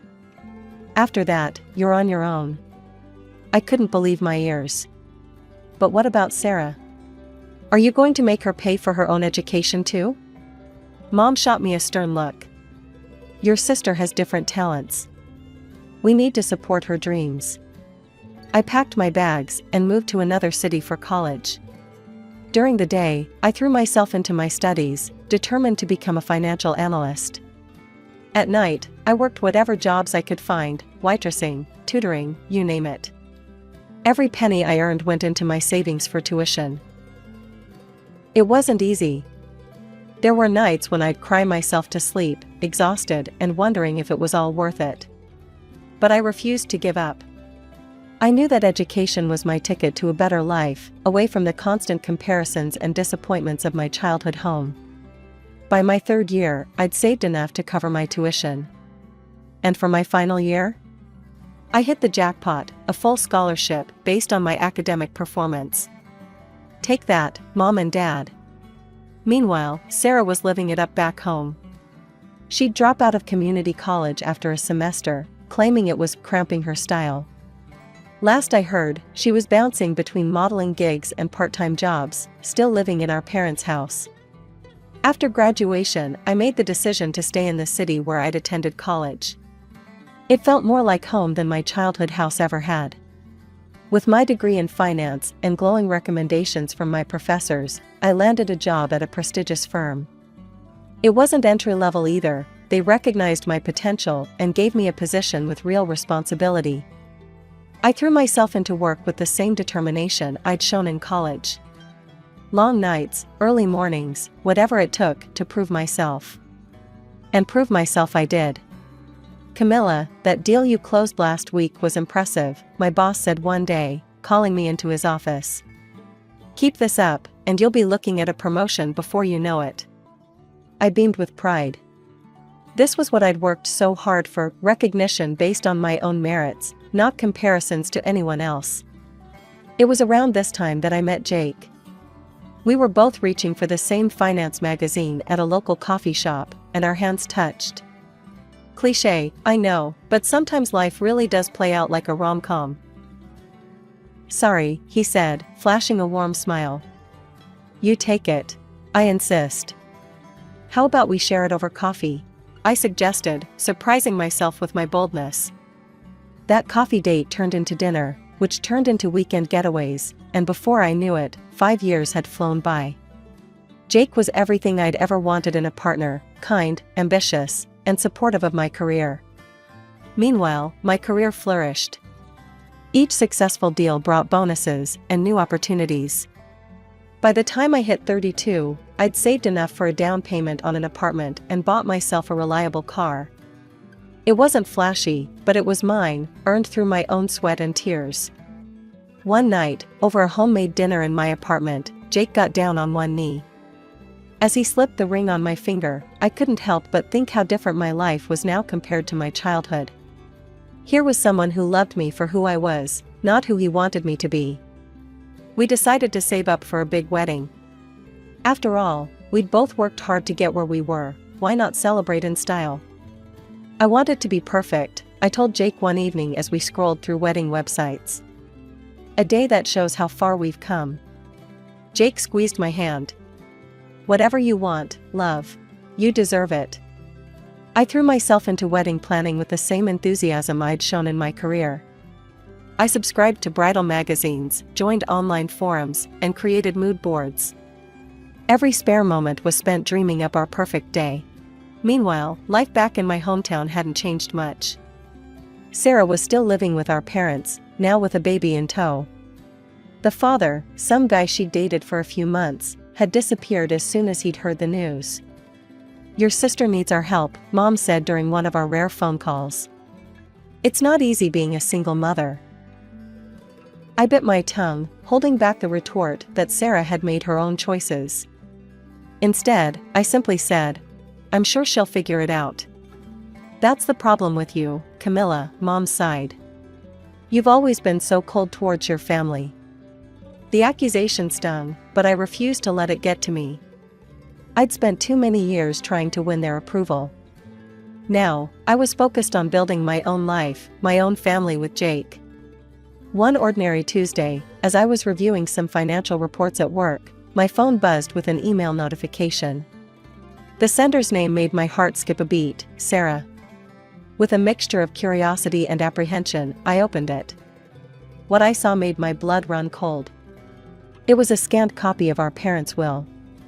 As I skimmed through the legal jargon, one fact became crystal clear: Sarah was the sole heir to everything our parents owned.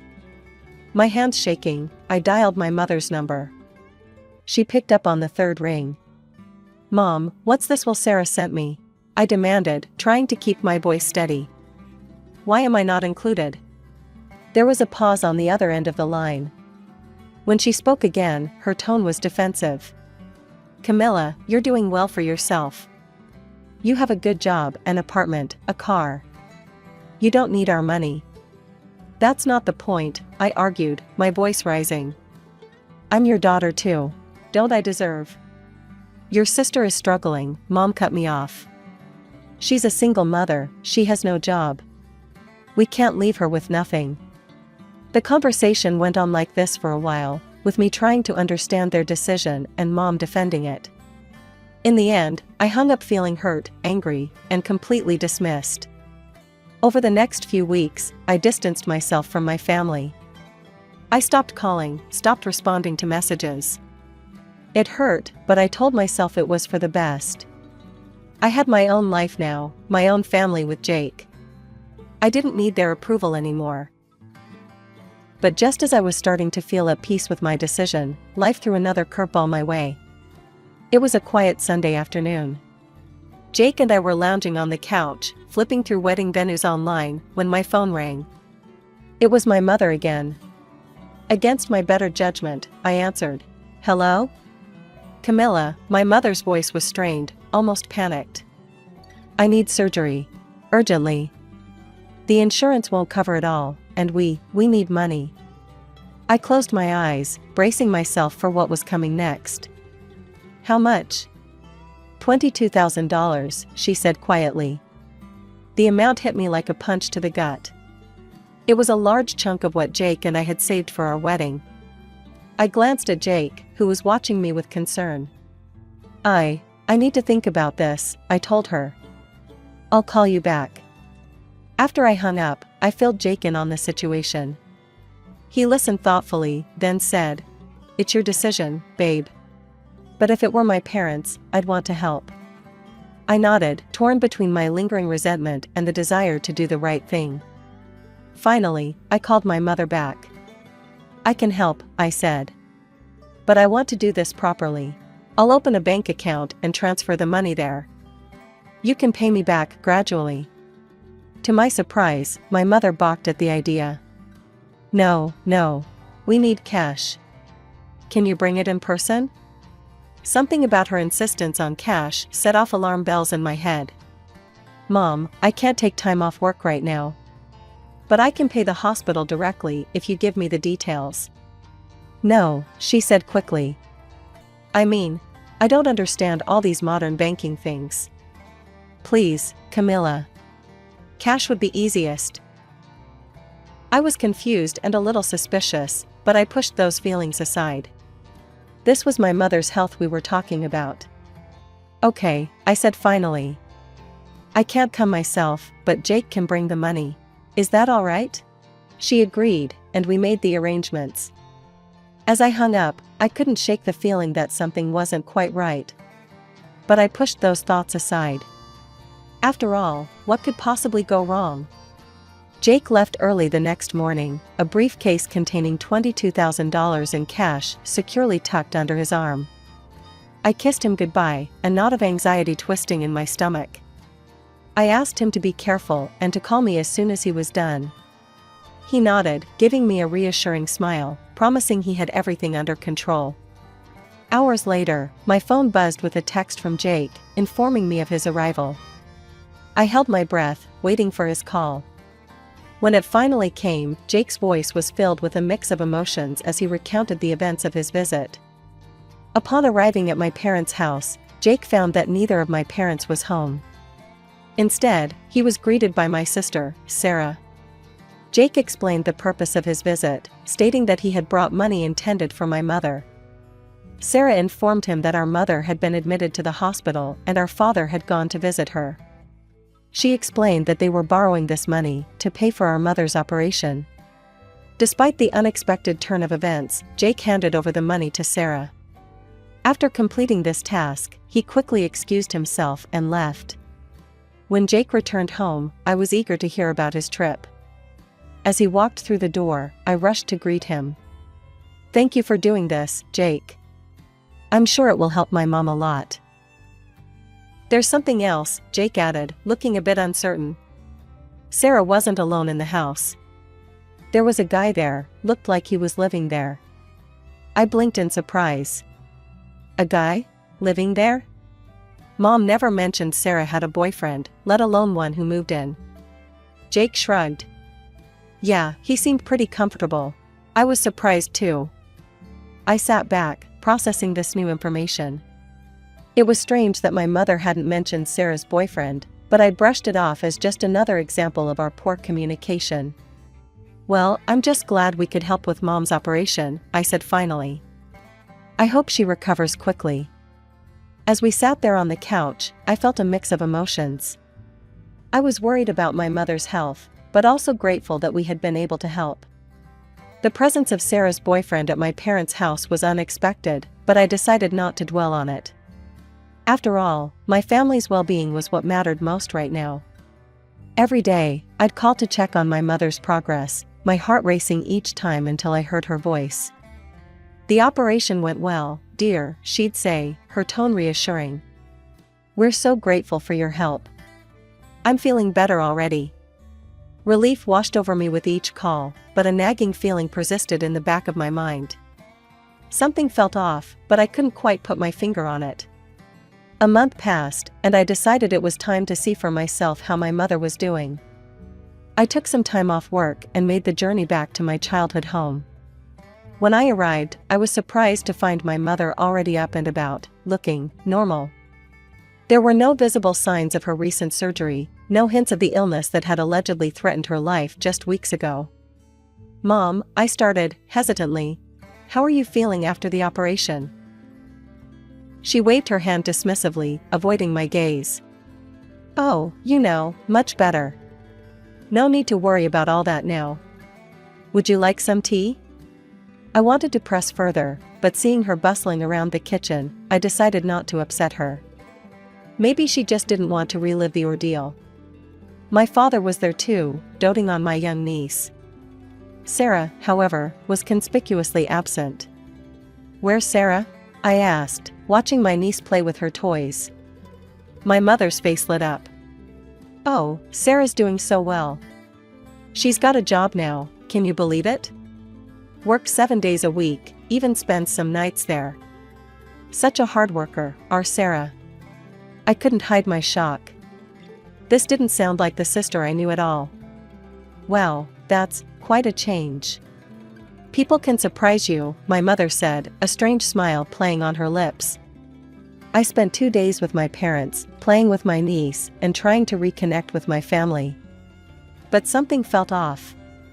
There was an undercurrent of tension, whispered conversations that would stop when I entered the room. Finally, it was time for me to head back home.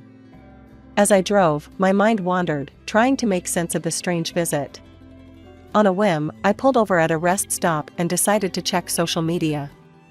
I hadn't bothered in a while, given how distant I'd become from my family. As I scrolled through Sarah's profile, my heart stopped. There, in vibrant color, were photos of my sister in a white gown, beaming next to a man I recognized as the one Jake had seen at the house. The caption read, "Just married. Thanks Mom and Dad for the amazing wedding and dream honeymoon." The pieces suddenly fell into place with sickening clarity. The money, the rushed need for cash, the evasive answers about the operation. It had all been a lie. My vision blurred as the reality of the situation hit me. Without thinking, I flung open the car door and stumbled out, gasping for air. The cool breeze did little to calm the storm of emotions raging inside me.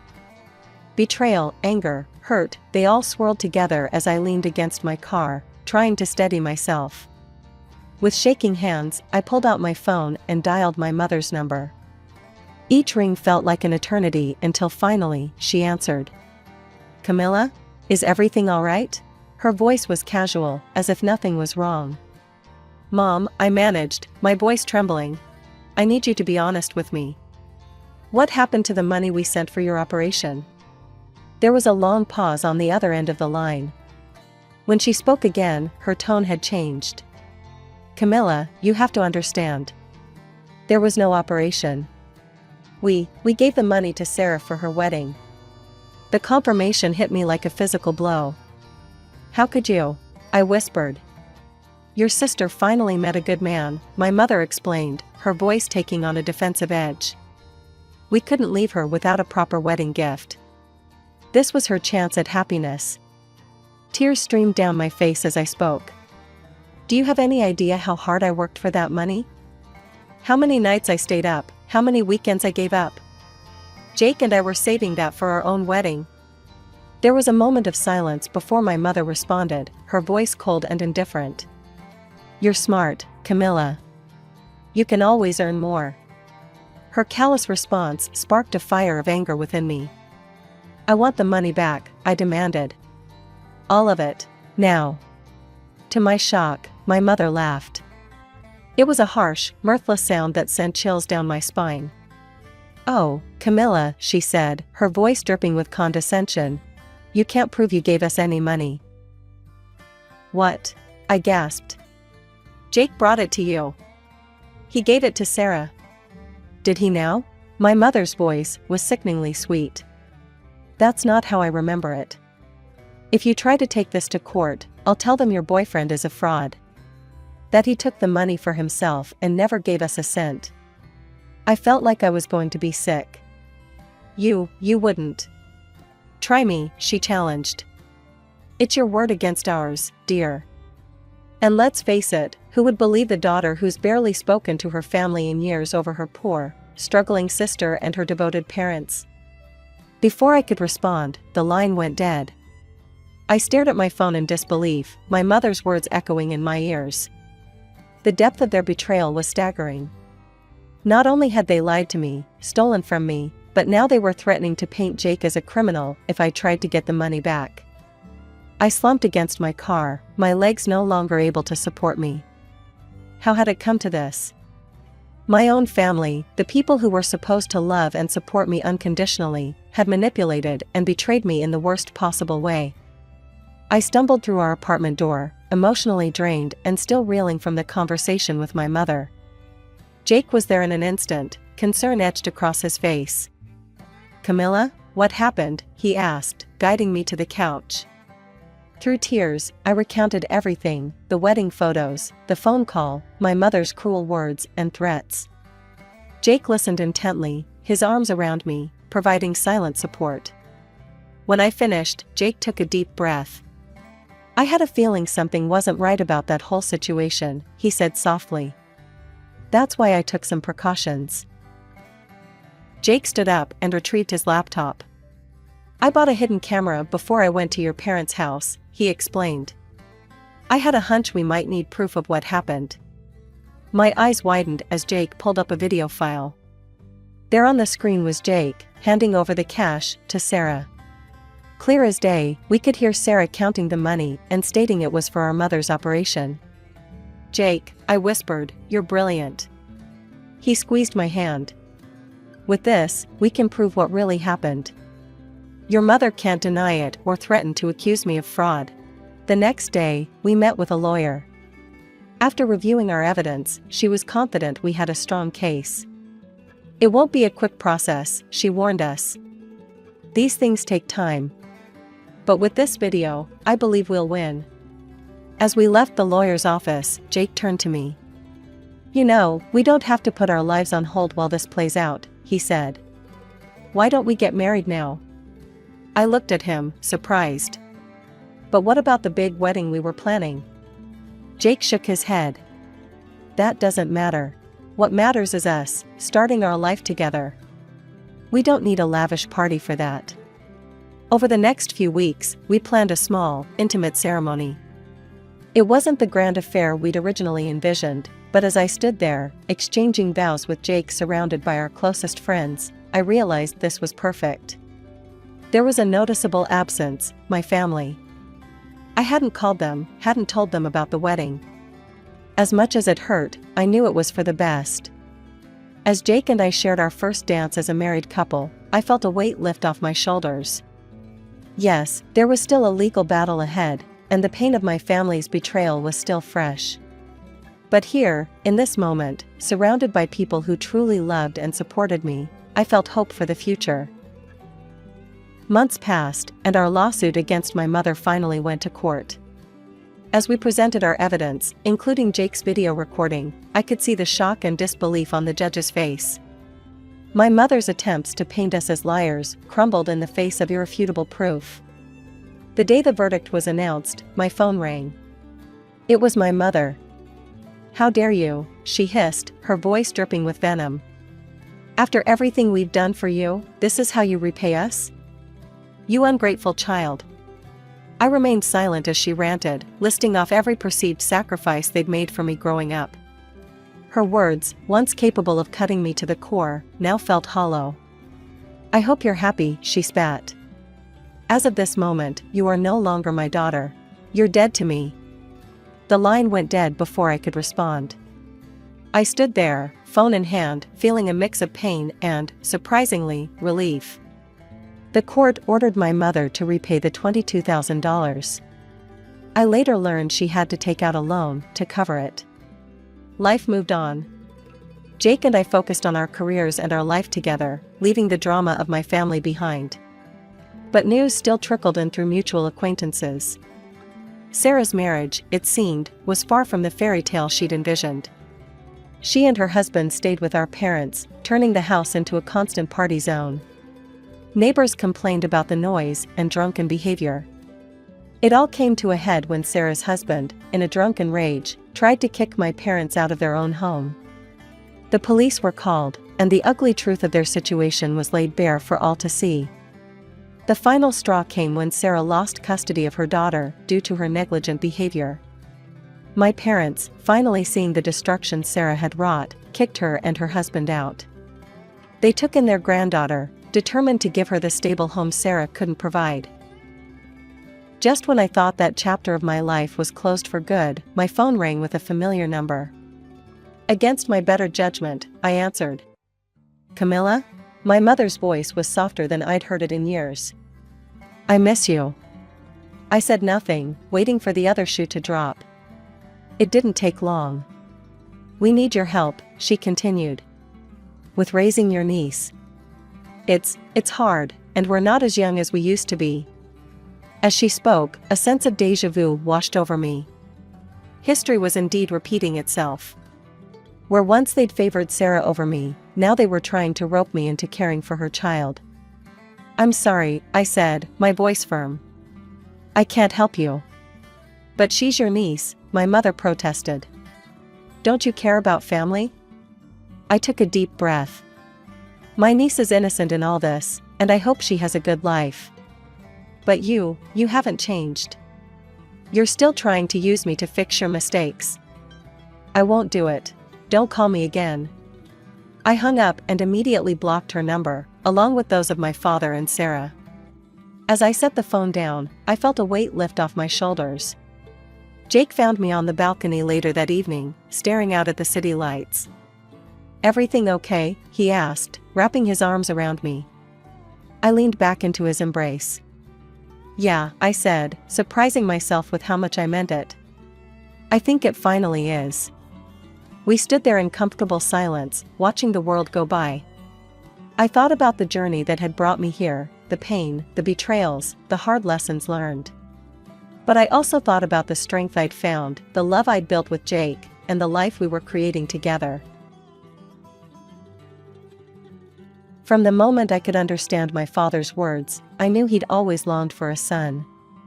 Instead, he got me, Jennifer, and my younger sister.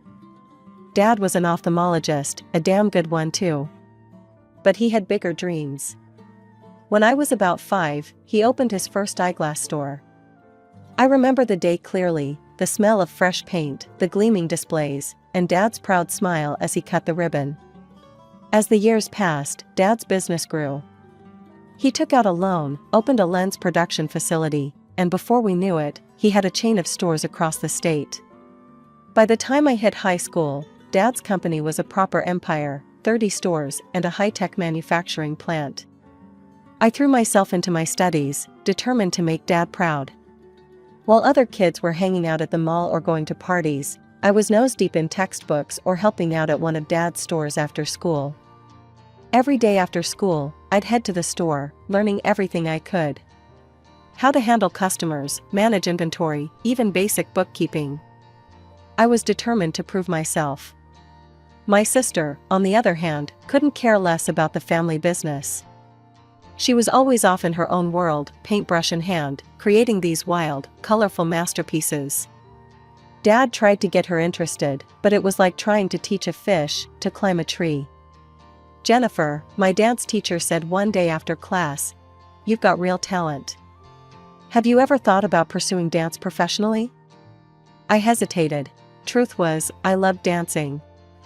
The freedom, the expression, the pure joy of movement. But I pushed the thought away. "Thanks, Miss Davis, but I've got other plans." As high school came to an end, I applied to college for finance and management. Economics and finance didn't come naturally to me like dancing did. But I gritted my teeth and pushed through. Late nights, endless cups of coffee, and more spreadsheets than I care to remember. Meanwhile, my sister breezed through art school, met a guy, and got married right after graduation.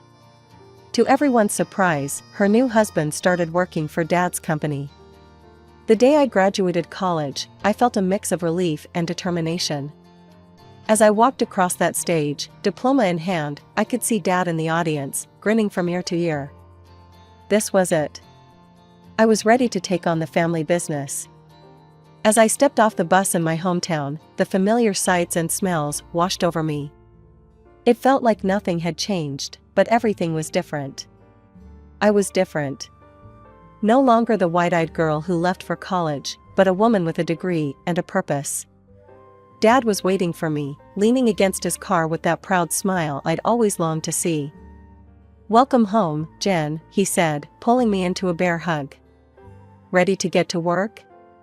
I nodded, determination stealing my spine. "More than ready, Dad." The next few weeks were a whirlwind. Dad started me off in accounting, dealing with primary documentation. It wasn't glamorous, but I threw myself into it with gusto. Every invoice, every receipt, every ledger entry was a step towards proving myself. Years passed, and I climbed the corporate ladder. Deputy Chief Accountant, that was my new title. I was helping Dad with budget planning now, feeling like I was finally making a real difference in the company. My brother-in-law, Tom, was rising through the ranks too. Dad made him head of the supply department, and man, did that guy know how to schmooze. Dad loved him, treated him like the son he never had. I tried not to let it bother me, focusing instead on my own work. But I couldn't help feeling a twinge of jealousy every time I saw them laughing together in Dad's office. Then came the day Dad called me into his office. My heart was pounding as I sat down across from him. "Jennifer," he said, his face serious. "I've been thinking. You've done great work in accounting, and I think it's time for a change." I held my breath, hoping against hope that this was it, the moment I'd been working towards all these years. "I'm making you manager of our retail chain," he said, smiling. "And Tom? He's going to be my deputy at the lens factory." I felt like I'd been punched in the gut. Manager of the retail chain? It was a step up, sure, but it wasn't what I'd been hoping for. And Tom, he was now second in command at the factory, the heart of our business. "Thanks, Dad," I managed to say, forcing a smile. "I won't let you down." As I left his office, I couldn't shake the feeling that no matter how hard I worked, I'd always be playing second fiddle to Tom. Weeks went by, and I threw myself into my new role. I was determined to prove that I could do more than just crunch numbers. But then, something strange happened. I was reviewing a new shipment of glasses when I noticed some discrepancies in the documents Tom had provided. The numbers didn't add up, and something about the quality felt off. "Hey, Tom," I said, catching him in the hallway. "Can we talk about these documents for the new shipment? Some things aren't quite clear." He barely glanced at the papers. "Everything's fine, Jen. You're probably just overthinking it." His dismissive tone rubbed me the wrong way. This wasn't just about me anymore, it was about the integrity of our business. I decided to dig deeper. I went to the head office and requested a quality check on the latest batch of lenses and glasses. Something wasn't right, and I was going to get to the bottom of it. I was sitting at my desk, reviewing the quality check results, when Dad burst into my office. His face was red, and I could practically see the steam coming out of his ears. "Jennifer," he bellowed. "Who gave you the authority to order quality checks? You're overstepping your bounds, young lady." I took a deep breath, trying to keep my cool. I noticed some inconsistencies in the documents for the new shipment. "I was just trying to." "To what?" he interrupted again. "To show everyone how smart you are? To undermine Tom's work?" His words stung. "No, Dad. I was trying to protect our company. If there's something wrong with the products..." "Enough." He slammed his hand on my desk, making me flinch. "You don't have the authority to give instructions to the company or arrange inspections. I'm the head of this company, not you. Do you understand?" With that, he stormed out, leaving me standing there, feeling small and stupid. For days after that, I went through the motions at work. I did my job, nothing more, nothing less. The passion I once had felt like it had been sucked out of me. Then, one evening, Mom called. "Jennifer, honey," she said, her voice excited. "Your father's decided to retire. We want to throw him a party, and I was hoping you could help organize it." I felt a mix of emotions, relief that Dad was stepping down, anxiety about what that meant for the company, and a petty part of me that wanted to refuse just to spite him. But in the end, the part of me that still yearned for his approval won out. "Sure, Mom," I said. "I'd be happy to help." As I planned the party, an idea struck me. Dad had always loved jazz. What if I could get his favorite band to play at the party? It would be expensive, sure, but seeing the look on his face would be worth it. I called Mom to run the idea by her, and she agreed enthusiastically. We decided to split the cost, I, Mom, and Sarah and Tom. I called Sarah next. "Hey, sis," I said. "I've got an idea for Dad's retirement party. What do you think about getting his favorite jazz band to play?" There was a pause on the other end. "I don't know, Jen," Sarah said hesitantly. "Sounds expensive. Let me talk to Tom about it." I waited anxiously for her response. Hours turned into days, and finally, Sarah called back. "Sorry, Jen," she said, not sounding sorry at all. "Tom says it's too expensive. We can't chip in. In the end, Mom and I split the cost ourselves. It was a stretch for my budget, but I was determined to make this party special for Dad. The night of the party arrived, and the venue was buzzing with excitement. The place looked fantastic, if I do say so myself. Soft jazz played in the background as guests mingled, waiting for the main event. As the evening progressed, the moment I'd been waiting for finally arrived. The lights dimmed, and the first notes of Dad's favorite jazz band filled the air. I held my breath, watching Dad's face. His eyes widened in disbelief, then filled with tears. He stood there, transfixed, as the music washed over him. I've never seen him look so genuinely happy. I can't believe it, he whispered, his voice choked with emotion. They're here. They're really here. I felt a warmth spread through my chest. This was the moment I'd been working towards. I opened my mouth to tell Dad it was my idea when Tom suddenly appeared at Dad's side. Surprise, Dad, Tom said, clapping Dad on the shoulder. Sarah and I thought you'd like this little treat. I felt like I'd been punched in the gut. I took a step forward, ready to set the record straight, when I felt a hand on my arm. It was Mom. Jennifer, honey, she said quietly, her eyes pleading. Let it go. Don't spoil the moment for your father. I wanted to argue, to shout the truth from the rooftops. But looking at Dad's happy face, I couldn't bring myself to do it. I swallowed hard and nodded, forcing a smile. As the night wound down, Dad took the stage for a speech. I perked up, hoping that maybe, just maybe, he'd acknowledge my role in organizing everything. Family, Dad began, his voice thick with emotion. Family is everything.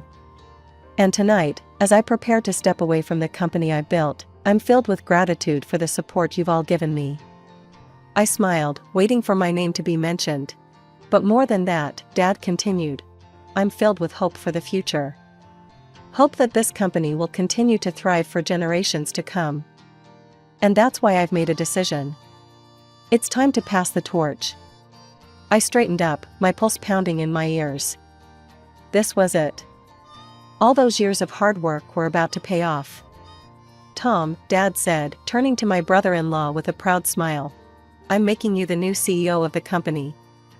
The room erupted in applause, but I couldn't hear it over the roaring in my ears. Tom? He was giving the company to Tom? Not only that, Dad continued, oblivious to my shock, but I'm also entrusting our entire chain of eyewear stores to Tom's capable hands. I felt like I was going to be sick. This couldn't be happening.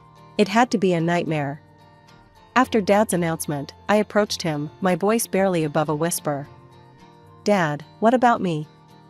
He looked at me, his expression a mix of pity and condescension that made my blood boil. Jennifer, sweetheart, he said, patting my shoulder. You're a woman. Which means you're a priori stupid and incompetent in management matters. You don't understand anything about running a company. I couldn't believe what I was hearing. But Dad, I've worked so hard. I dedicated my life to this company. He waved his hand dismissively. I know, and that's admirable. But let's face it, you've always been more interested in dancing, haven't you? Now you can pursue that without worrying about the company. Leave the business to those who can actually do it. Without another word, I turned and walked away. I grabbed my coat, ignored my mother's concerned calls, and stormed out of the restaurant. As the cool night air hit my face, I finally let the tears flow.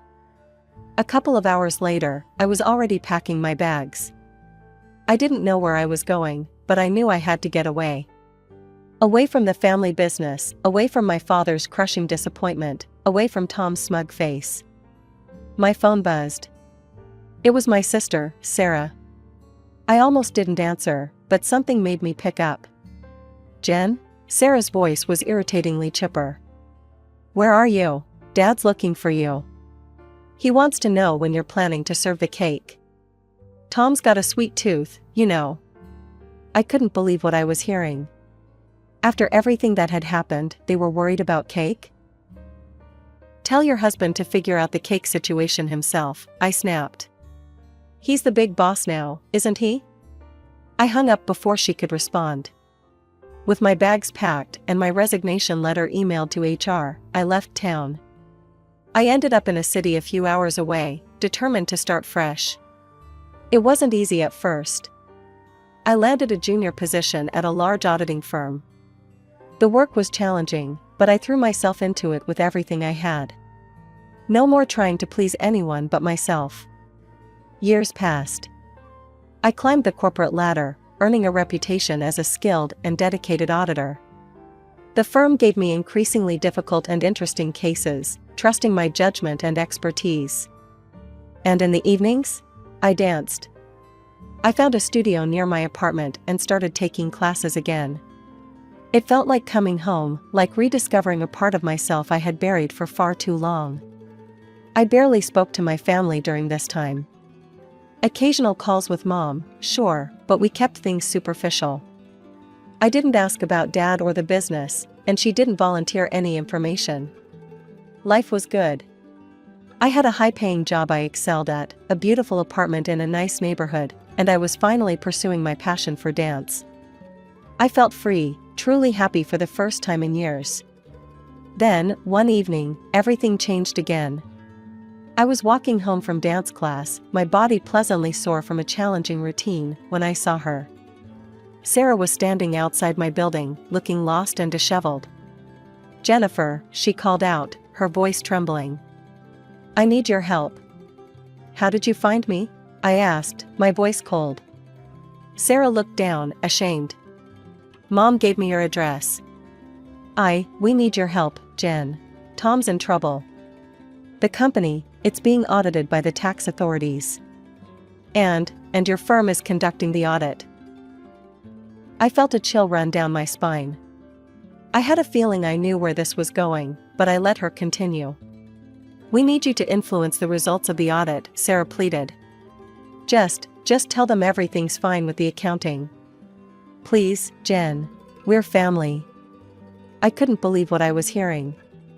"Are you seriously asking me to commit fraud? To risk my career, my reputation, everything I've built here?" Sarah nodded desperately. "I'll pay you $100,000. Please, Jen. We're desperate." The realization hit me like a ton of bricks.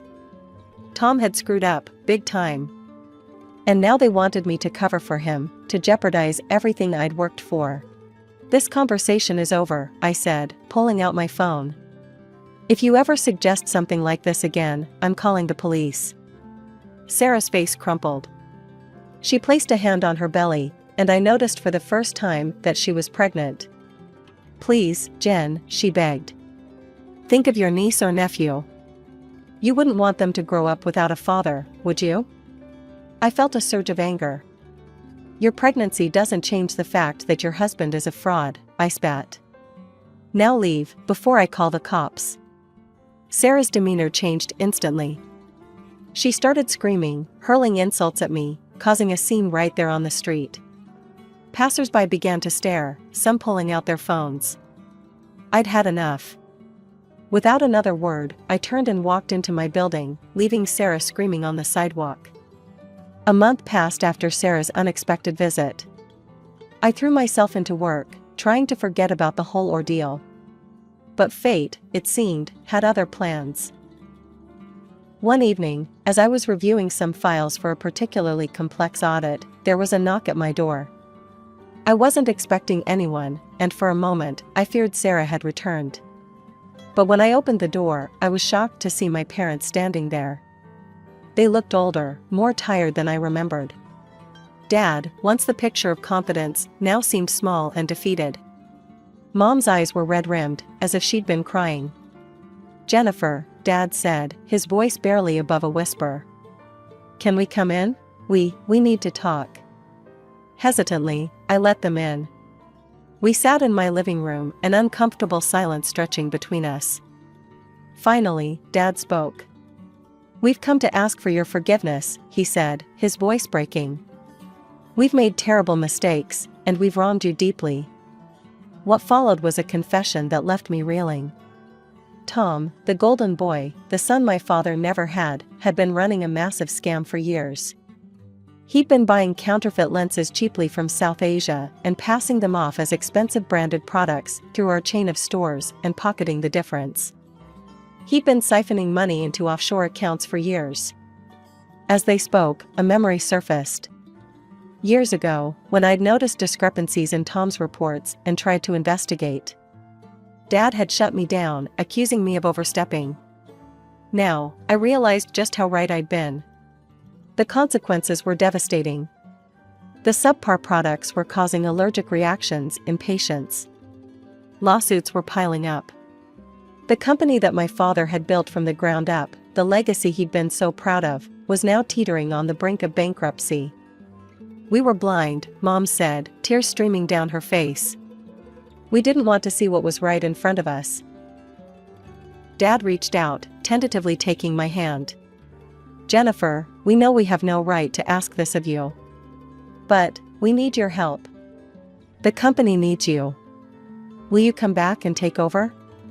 You're the only one who can save it now. I stood there, my parents' plea echoing in my ears. For a moment, I was tempted. The challenge of saving the company, of proving once and for all that I was capable, it was alluring.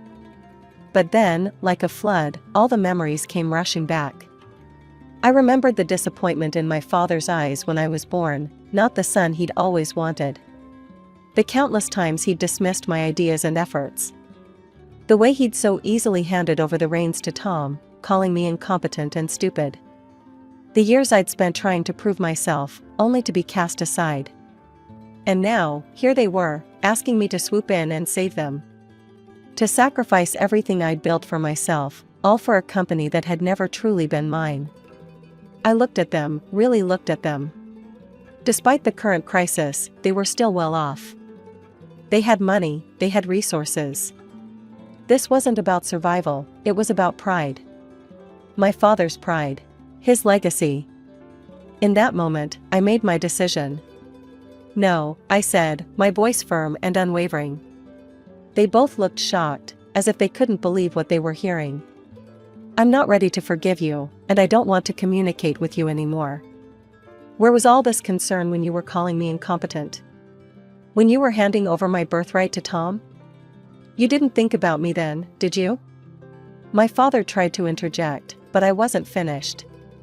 And now that you're in trouble, suddenly you remember me? Suddenly I'm capable enough to run the company? No, I won't do it.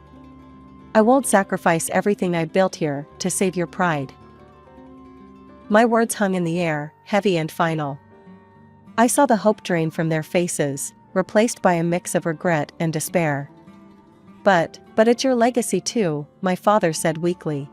I shook my head. No, it's not. You made that very clear when you chose Tom over me. This is your mess. You clean it up.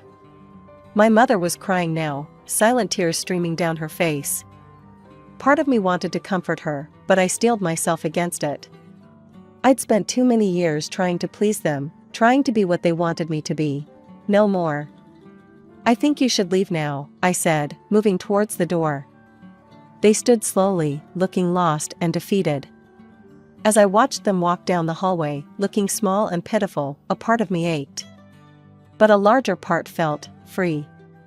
For the first time in my life, I had put myself first. Months passed, and life moved on.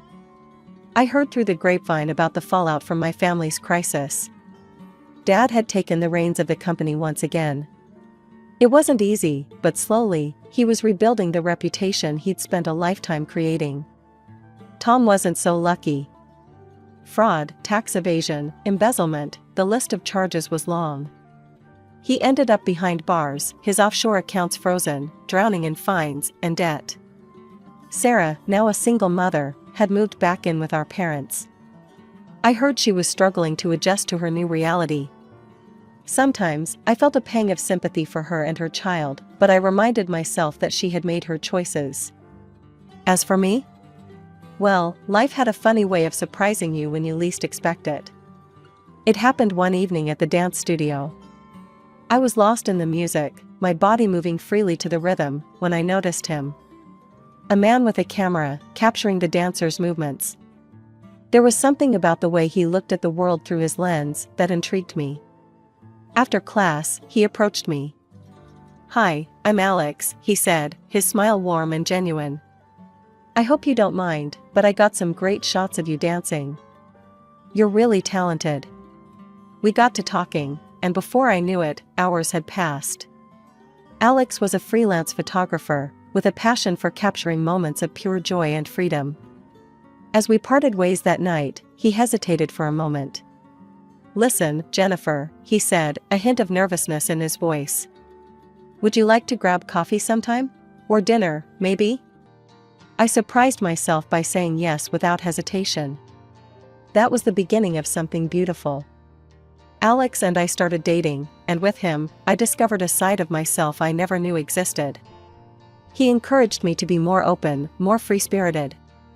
Through his eyes, I saw the world in a new light. Our relationship developed naturally, without pressure or expectations. We enjoyed each other's company, shared our passions, and supported each other's dreams. For the first time in my life, I was with someone who saw me for who I truly was, not for who they wanted me to be. One evening, as we walked hand in hand through the city park, Alex turned to me. "You know, Jen," he said, his eyes twinkling, "you've changed since we first met. You're more, you. More open, more free. It suits you." I thought about his words, about the journey I'd been on. From the dutiful daughter trying to prove herself, to the woman who stood up for herself, to now, someone who was learning to embrace life with open arms. "You're right," I said, returning his smile. "I do feel different. Freer. Happier."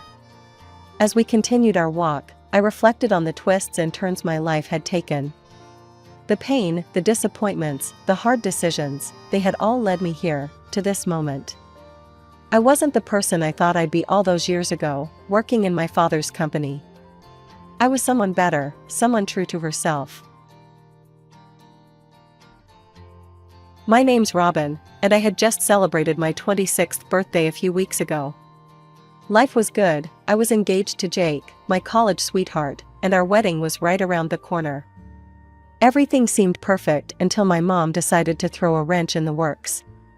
I was lounging on the couch, flipping through a bridal magazine when my phone buzzed. Mom's name flashed on the screen. I answered with a cheerful, "Hey, Mom, what's up?" "Robin, honey, I need your opinion," she said, her voice laced with excitement. "What kind of suit do you think would look best on Tom when he walks you down the aisle?" "I'm thinking maybe blue, but maybe black is more traditional?" I blinked, confused. "Mom, what are you talking about?" "Grandpa's walking me down the aisle." There was a pause on the other end of the line. Then, "What?" "No, Tom's doing it. He's got a teenage daughter, and he wants to practice.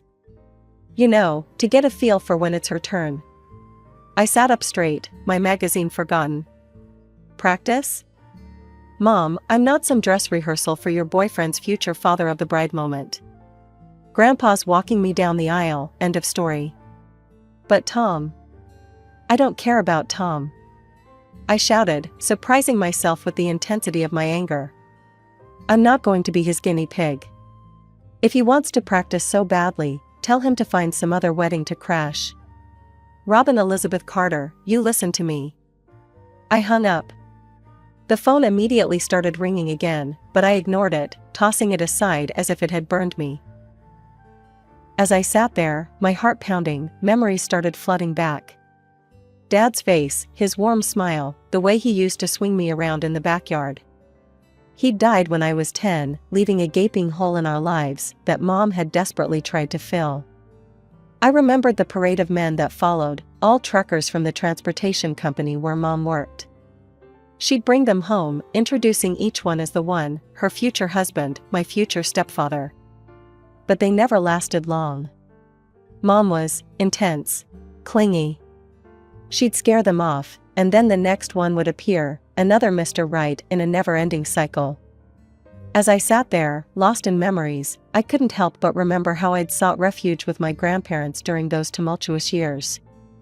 They were my safe haven, a stark contrast to the chaos at home. I was about 13 when things really started to get out of hand.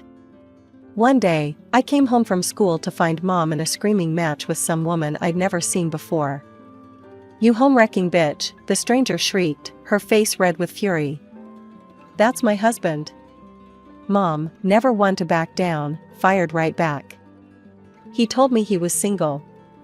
Don't blame me for your marital problems."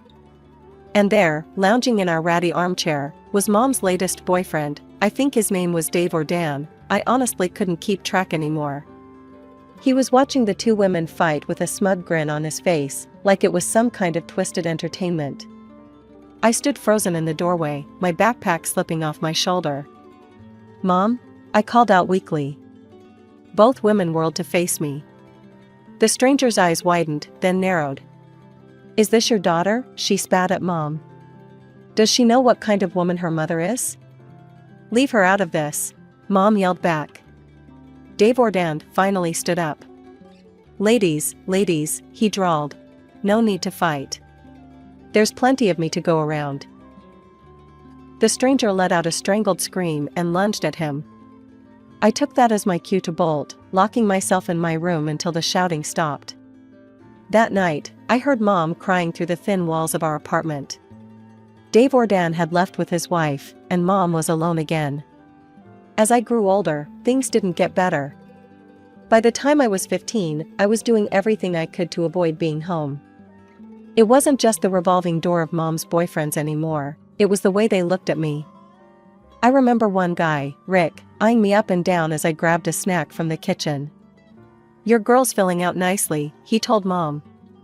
Mom just laughed. "She takes after me," she said proudly, completely oblivious to how uncomfortable I was. I started spending more time at the library, at friends' houses, anywhere but home. But Mom didn't get it. She'd call me selfish for not wanting to hang out with her and her latest flame. "Robin, honey," she said one day, "come meet Jeff. He's great with kids. We could be such a happy family, the three of us." I looked at Jeff, saw the way his eyes roved over me, and felt sick. "No thanks," I muttered, retreating to my room. That night, I called my grandpa. "Can I come stay with you for a while?" I asked, trying to keep the desperation out of my voice. "Of course, sweet pea," he said without hesitation. "You're always welcome here." It didn't take long for my grandparents to notice something was wrong. One evening, as we sat around their kitchen table, the words just tumbled out of me. I told them everything, the parade of men, the uncomfortable stares, Mom's obliviousness to it all. By the time I finished, Grandma had tears in her eyes, and Grandpa's face was set in a hard line I'd never seen before. "That's enough," he said, his voice low and firm. "We're putting a stop to this right now." The next day, we drove to Mom's place. Grandpa didn't waste any time. "Carol, what you're doing is immoral and dangerous. You're bringing strange men into your home with a young girl present. Do you have any idea what could happen?" Mom's face flushed red. "How dare you," she shrieked. "You've never wanted me to be happy. You're trying to ruin my life." "Your life?" Grandpa shot back. "What about Robin's life? What about her safety?" "Robin's fine," Mom insisted. "She's just being dramatic." "So what, you're going to take her away from me, is that it?" Grandpa nodded. "Robin's coming to live with us. You can sort out your personal life without putting her at risk." "Fine," Mom spat. "Take her. It'll be easier to find a good man without a teenager cramping my style anyway." Her words hit me like a punch to the gut. I'd known, deep down, that Mom saw me as a burden sometimes, but hearing her say it out loud, it hurt more than I'd expected. Grandma squeezed my shoulder. "Go pack your things, sweetie," she said softly. I nodded, heading to my room in a daze. As I threw clothes into a duffel bag, I could hear Mom and Grandpa still arguing in the living room. When I came back out, Mom was standing by the door, arms crossed. "So this is it, huh?" she said. "You're choosing them over me?" I looked at her, really looked at her, maybe for the first time. She seemed smaller somehow, more fragile. For a moment, I saw the scared, lonely woman behind the brash exterior. "I'm choosing me, Mom," I said quietly. "I hope someday you'll understand that." She didn't answer, just turned away as I walked out the door with my grandparents. As we drove away, I watched my childhood home disappear in the rearview mirror. I didn't know what the future held, but for the first time in years, I felt safe. Living with my grandparents was like stepping into a different world.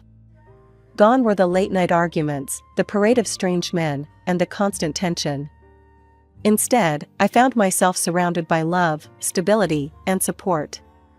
I still went to the same school, saw the same friends.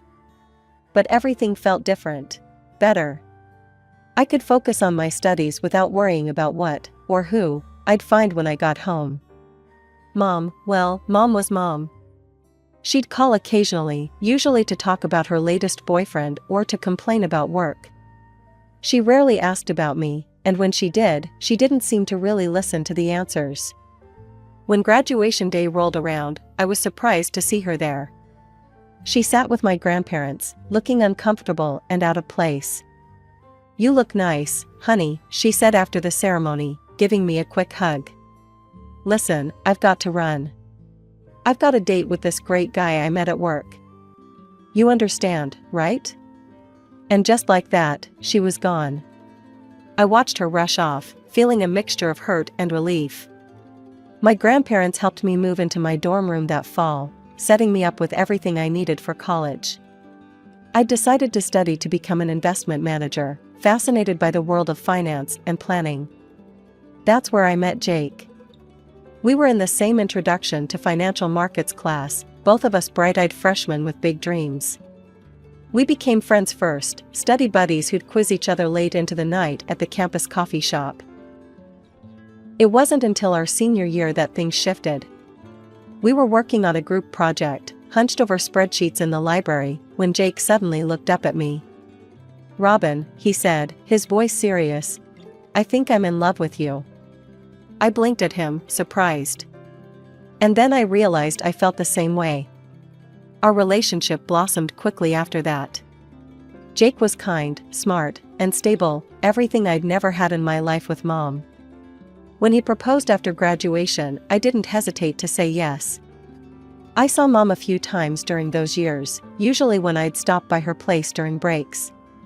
Her new boyfriend, Tom, was always there, younger than her, with slicked back hair and a cocky grin.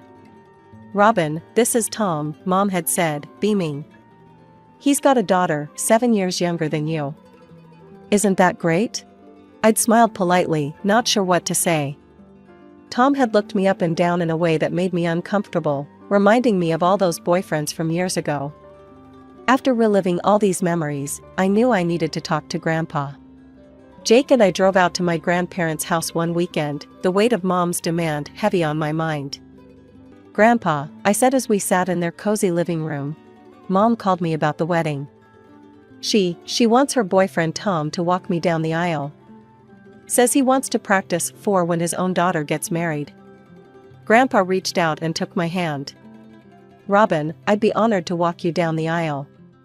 But if you wanted to choose Tom or anyone else, I'd understand. It's your day." I shook my head, feeling tears prick at my eyes. "There's no choice to make, Grandpa. It's always been you." Jake, sitting next to me, squeezed my other hand. "I support whatever Robin wants," he said. "She's told me about everything you've done for her, sir. I can't think of anyone better to give her away." Grandpa smiled, his eyes suspiciously moist. "Well then," he said, his voice gruff with emotion, "I guess we'd better start practicing our walk, hadn't we?" As we all laughed, I felt a wave of love and gratitude wash over me. This was my real family, the people who'd stood by me, supported me, loved me unconditionally. And in a few short weeks, I'd be adding Jake to that family officially. I thought I'd put an end to Mom's ridiculous demands, but apparently, I'd underestimated her determination. The calls kept coming, each one more insistent than the last. "Robin, you need to reconsider," Mom pleaded one evening. "Tom's really upset. If you don't let him walk you down the aisle, he might leave me." "Then maybe he's not the right guy for you," I snapped, my patience wearing thin. "Look, I'm busy planning my wedding. Can we please drop this?" There was a pause on the other end of the line. When Mom spoke again, her voice was cold. "Fine. If that's how you want to play it, I won't come to your wedding at all." Something inside me snapped. "You know what? Fine. Don't come. It's not like you've been a real mother to me anyway." I hung up before she could respond, my hands shaking. Part of me felt guilty for lashing out, but a bigger part felt relieved. Like I'd finally said what I'd been holding back for years. Days passed, and I started to think maybe that was the end of it. Maybe Mom had finally gotten the message. I threw myself into wedding planning, grateful for the distraction. But then, about a week later, I was at work when my boss, Mr. Johnson, called me into his office. As soon as I walked in, I knew something was wrong. Mom was there, mascara streaking down her face, with Tom hovering behind her like a bodyguard. "Robin," Mom cried, throwing herself at me. "How could you be so cruel to your own mother?" I stood frozen, completely blindsided. "Mom, what are you doing here?" She turned to Mr. Johnson, who was watching the scene with wide eyes. "Mr. Johnson, you have to talk some sense into her. She's breaking her poor mother's heart." Mr. Johnson stammered, clearly out of his depth. Mom barreled on, gesturing wildly between herself and Tom. "She won't let her parents walk her down the aisle at her wedding. Can you believe it? After everything we've done for her. Please, make her listen to reason." Before anyone could say anything else, Mom grabbed Tom's arm and stormed out of the office, slamming the door behind her. The silence that followed was deafening. Mr. Johnson leaned back in his chair, his expression a mix of concern and curiosity. "Robin, I think you owe me an explanation. What exactly is going on?" Haltingly, I began to explain about my childhood, about living with my grandparents, about Mom's revolving door of boyfriends. I told him about her insistence that Tom walk me down the aisle, and my refusal. To my surprise, Mr. Johnson's face softened as I spoke. When I finished, he let out a long sigh. "You know, Robin, your mother reminds me a lot of my ex-wife," he said, shaking his head. "I divorced her because of similar, dramatic tendencies. Always making everything about her, never considering how her actions affected others." Relief washed over me. "So, you understand?" He nodded. "I do. And I want you to know that I'm on your side here. Your wedding day is about you, not your mother or her boyfriend." I felt like a weight had been lifted off my shoulders. "Thank you, Mr. Johnson. I really appreciate that." However, he continued, his tone turning serious, "We can't have scenes like this at the office. It's unprofessional and disruptive. I need you to handle this situation, Robin. Make sure it doesn't happen again." As I left Mr. Johnson's office, relief gave way to anger. How dare Mom show up at my workplace like that? She could have cost me my job. My first stop was the security desk. I explained the situation to Dave, the head of security, showing him a picture of Mom and Tom on my phone. "These two are not to be allowed in the building under any circumstances," I said firmly. "If they show up, please call the police immediately." Back at my desk, I opened my email, my fingers flying over the keyboard as I typed out a message to Mom. "Mom, your behavior today was completely unacceptable. You had no right to show up at my workplace and cause a scene. You could have jeopardized my career with your selfish actions. I've tried to be patient with you, tried to explain my feelings, but you refused to listen. So let me be crystal clear, you are no longer invited to my wedding. Neither is Tom. I'm asking you, no, I'm telling you, to stay away from me. Don't call, don't email, don't show up at my work or my home. If you can't respect my boundaries, I'll have no choice but to take legal action. Robin." I hit send before I could second guess myself, then sat back, feeling drained but oddly liberated. That evening, I told Jake what had happened. He wrapped me in a tight hug. "I'm so sorry you had to go through that," he said. "But I'm proud of you for standing up for yourself." We called my grandparents and Jake's parents, explaining the situation. To my relief, they all supported my decision. As Jake and I went through our wedding guest list that night, crossing off Mom and Tom's names, I felt a mix of sadness and relief. Our wedding would be smaller now, but it would be filled with people who truly loved and supported us. "Are you okay?" Jake asked, squeezing my hand. I looked at him, at the love and concern in his eyes, and felt a wave of gratitude wash over me.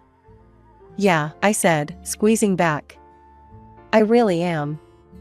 And I meant it. For the first time in a long time, I felt like I was taking control of my life, setting boundaries, and surrounding myself with people who genuinely cared about me. It wasn't how I'd imagined my wedding planning would go, but somehow, it felt right. The day I'd dreamed of for so long had finally arrived. I stood at the chapel doors, my heart fluttering with excitement. Grandpa, dapper in his tuxedo, squeezed my hand reassuringly. The music swelled, and we took our first step. But before we could even enter the chapel, a shrill voice cut through the air. "Stop right there." Mom came barreling down the aisle, Tom hot on her heels. She jabbed a finger at Grandpa. "You, move aside." Tom's walking Robin down the aisle. I couldn't believe it. After everything, she was still trying to make my wedding about her. "Mom, what are you doing here? You weren't invited. Please leave. Now." Mom's face crumpled, and the waterworks started. I'd seen this act too many times to be fooled. "How can you be so cruel? I raised you. I loved you after your father died." Grandpa, who had been silent until now, spoke up. "Carol, that's enough. Everyone here knows the truth about who really raised Robin." I glanced around at our guests. Their faces showed a mix of shock, sympathy, and, was that a hint of amusement? Clearly, Mom's theatrics weren't winning her any fans. Mom must have noticed too, because her tactics suddenly changed. "Fine," she spat. "I don't need you, Robin. I have Tom. He appreciates me, unlike you. You've always been stupid and arrogant. I disown you." Before I could respond, Grandpa cut in, his voice cold. "Well, Carol, if that's how you feel, then I have something to say too. You're no longer welcome in my house, yes, my house. And I'm writing you out of my will." The change in Tom's demeanor was instant and almost comical. He paled, taking a step back from Mom. Carol. Sorry, but I didn't sign up for all this drama. Plus, without the house and inheritance, well, let's just say, I think I'd be better off finding a younger girlfriend. We're done." Mom's face contorted with rage. She let out a wordless scream, grabbing at her hair. "You're all against me. How dare you? I'll show you." Before she could finish her threat, 2 police officers who had been quietly called by one of the guests appeared at her side.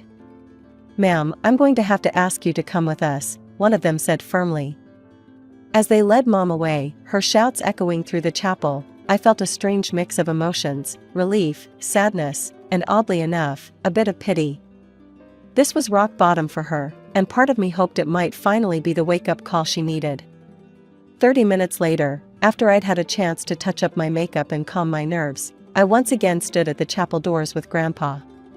As we walked down the aisle, I saw Jake waiting for me at the altar, his face full of love and concern.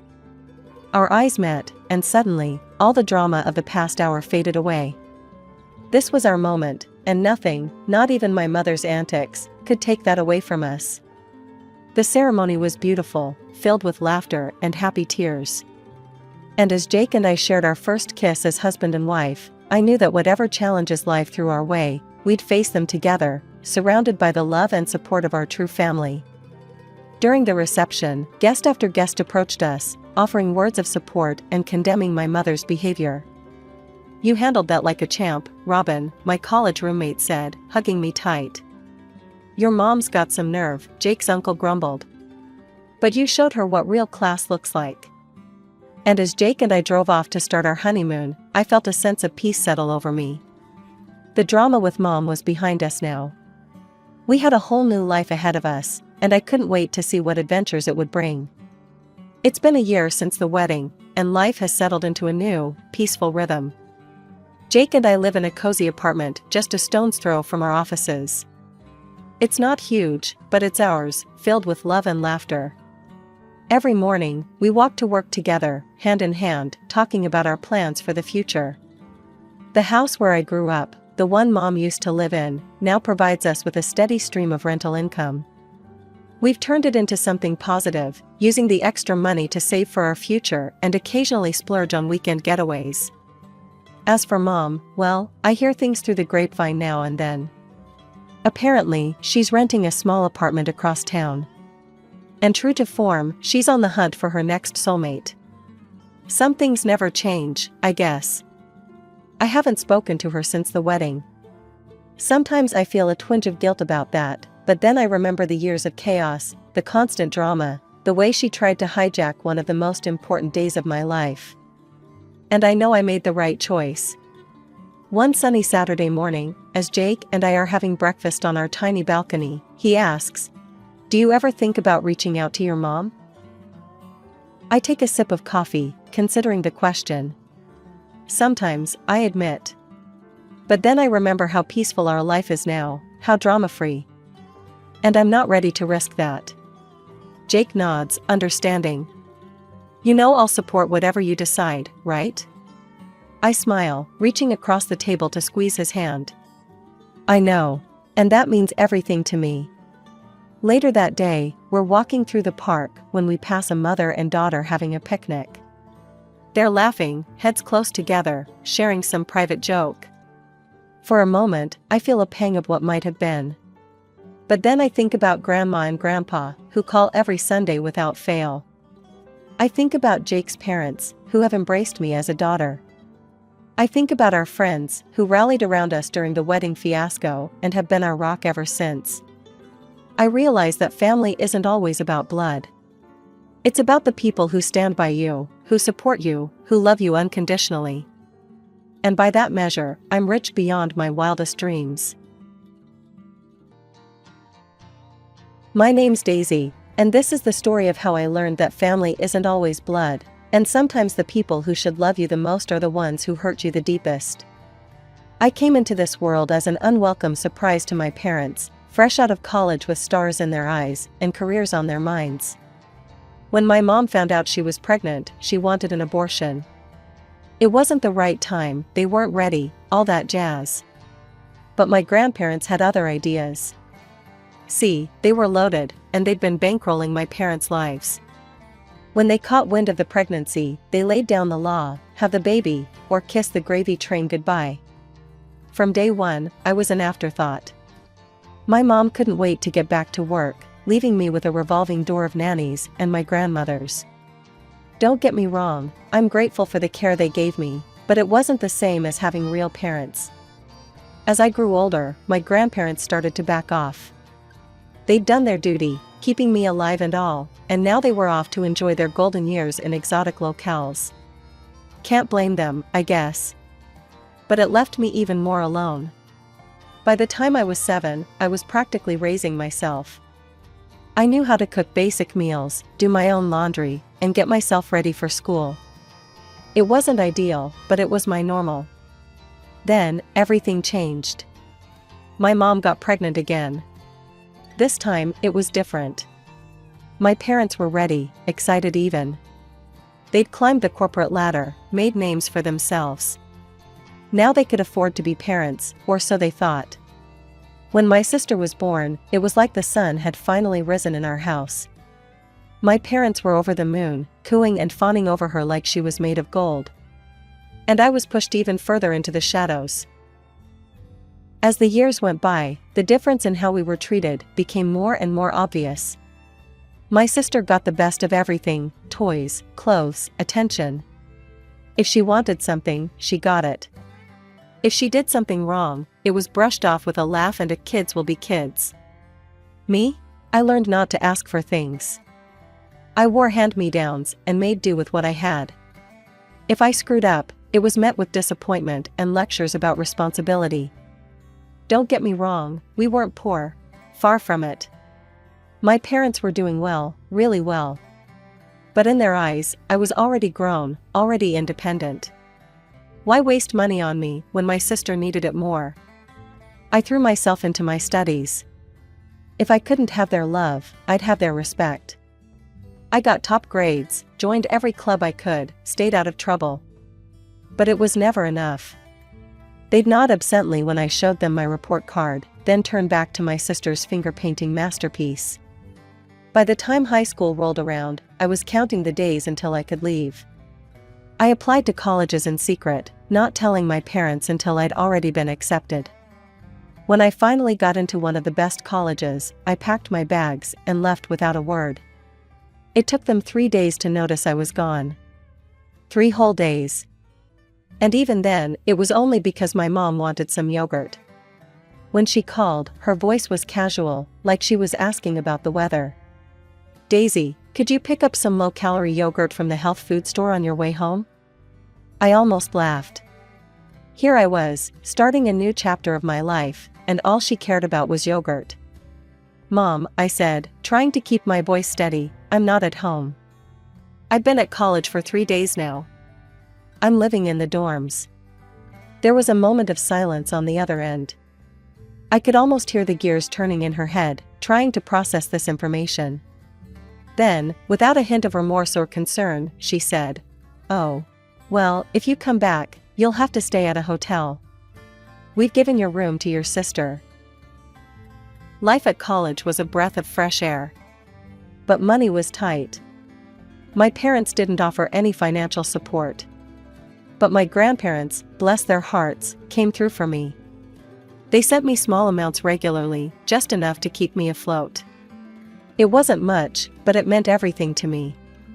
Not just the money, but the fact that someone in my family actually cared. "Daisy, dear," my grandmother would say during our infrequent phone calls, "we're so proud of you. You focus on your studies, all right? Don't worry about anything else." Those words were like a balm to my soul. I threw myself into my studies with renewed vigor, determined not to let them down. I couldn't work part-time like many of my classmates, the course load was too heavy, and I was determined to excel. So I pinched pennies, lived on ramen more often than not, and made every cent count. Meanwhile, life back home continued without me. My sister, the golden child, was struggling in school. Not that it mattered to my parents, they hired the best tutors money could buy, showered her with rewards for the slightest improvement, and made excuses for her every failure. By my senior year, companies were already lining up to recruit me. My professors sang my praises, my resume was impeccable, and I had my pick of job offers. But none of them felt quite right. I wanted more. I wanted to prove to myself, and maybe, just maybe, to my family, that I could make it on my own terms. So I took a leap of faith. I applied to a prestigious international company in Europe. It was a long shot, but I figured I had nothing to lose. When the acceptance email came, I nearly fell out of my chair. This was it. My ticket to a new life, a fresh start. I graduated with honors, my grandparents beaming proudly in the audience. My parents? They sent a generic congratulations card. My sister didn't even bother with that. But I didn't care. I was beyond seeking their approval. As I packed my bags for Europe, I thought about calling my parents to say goodbye. In the end, I decided against it. What was there to say?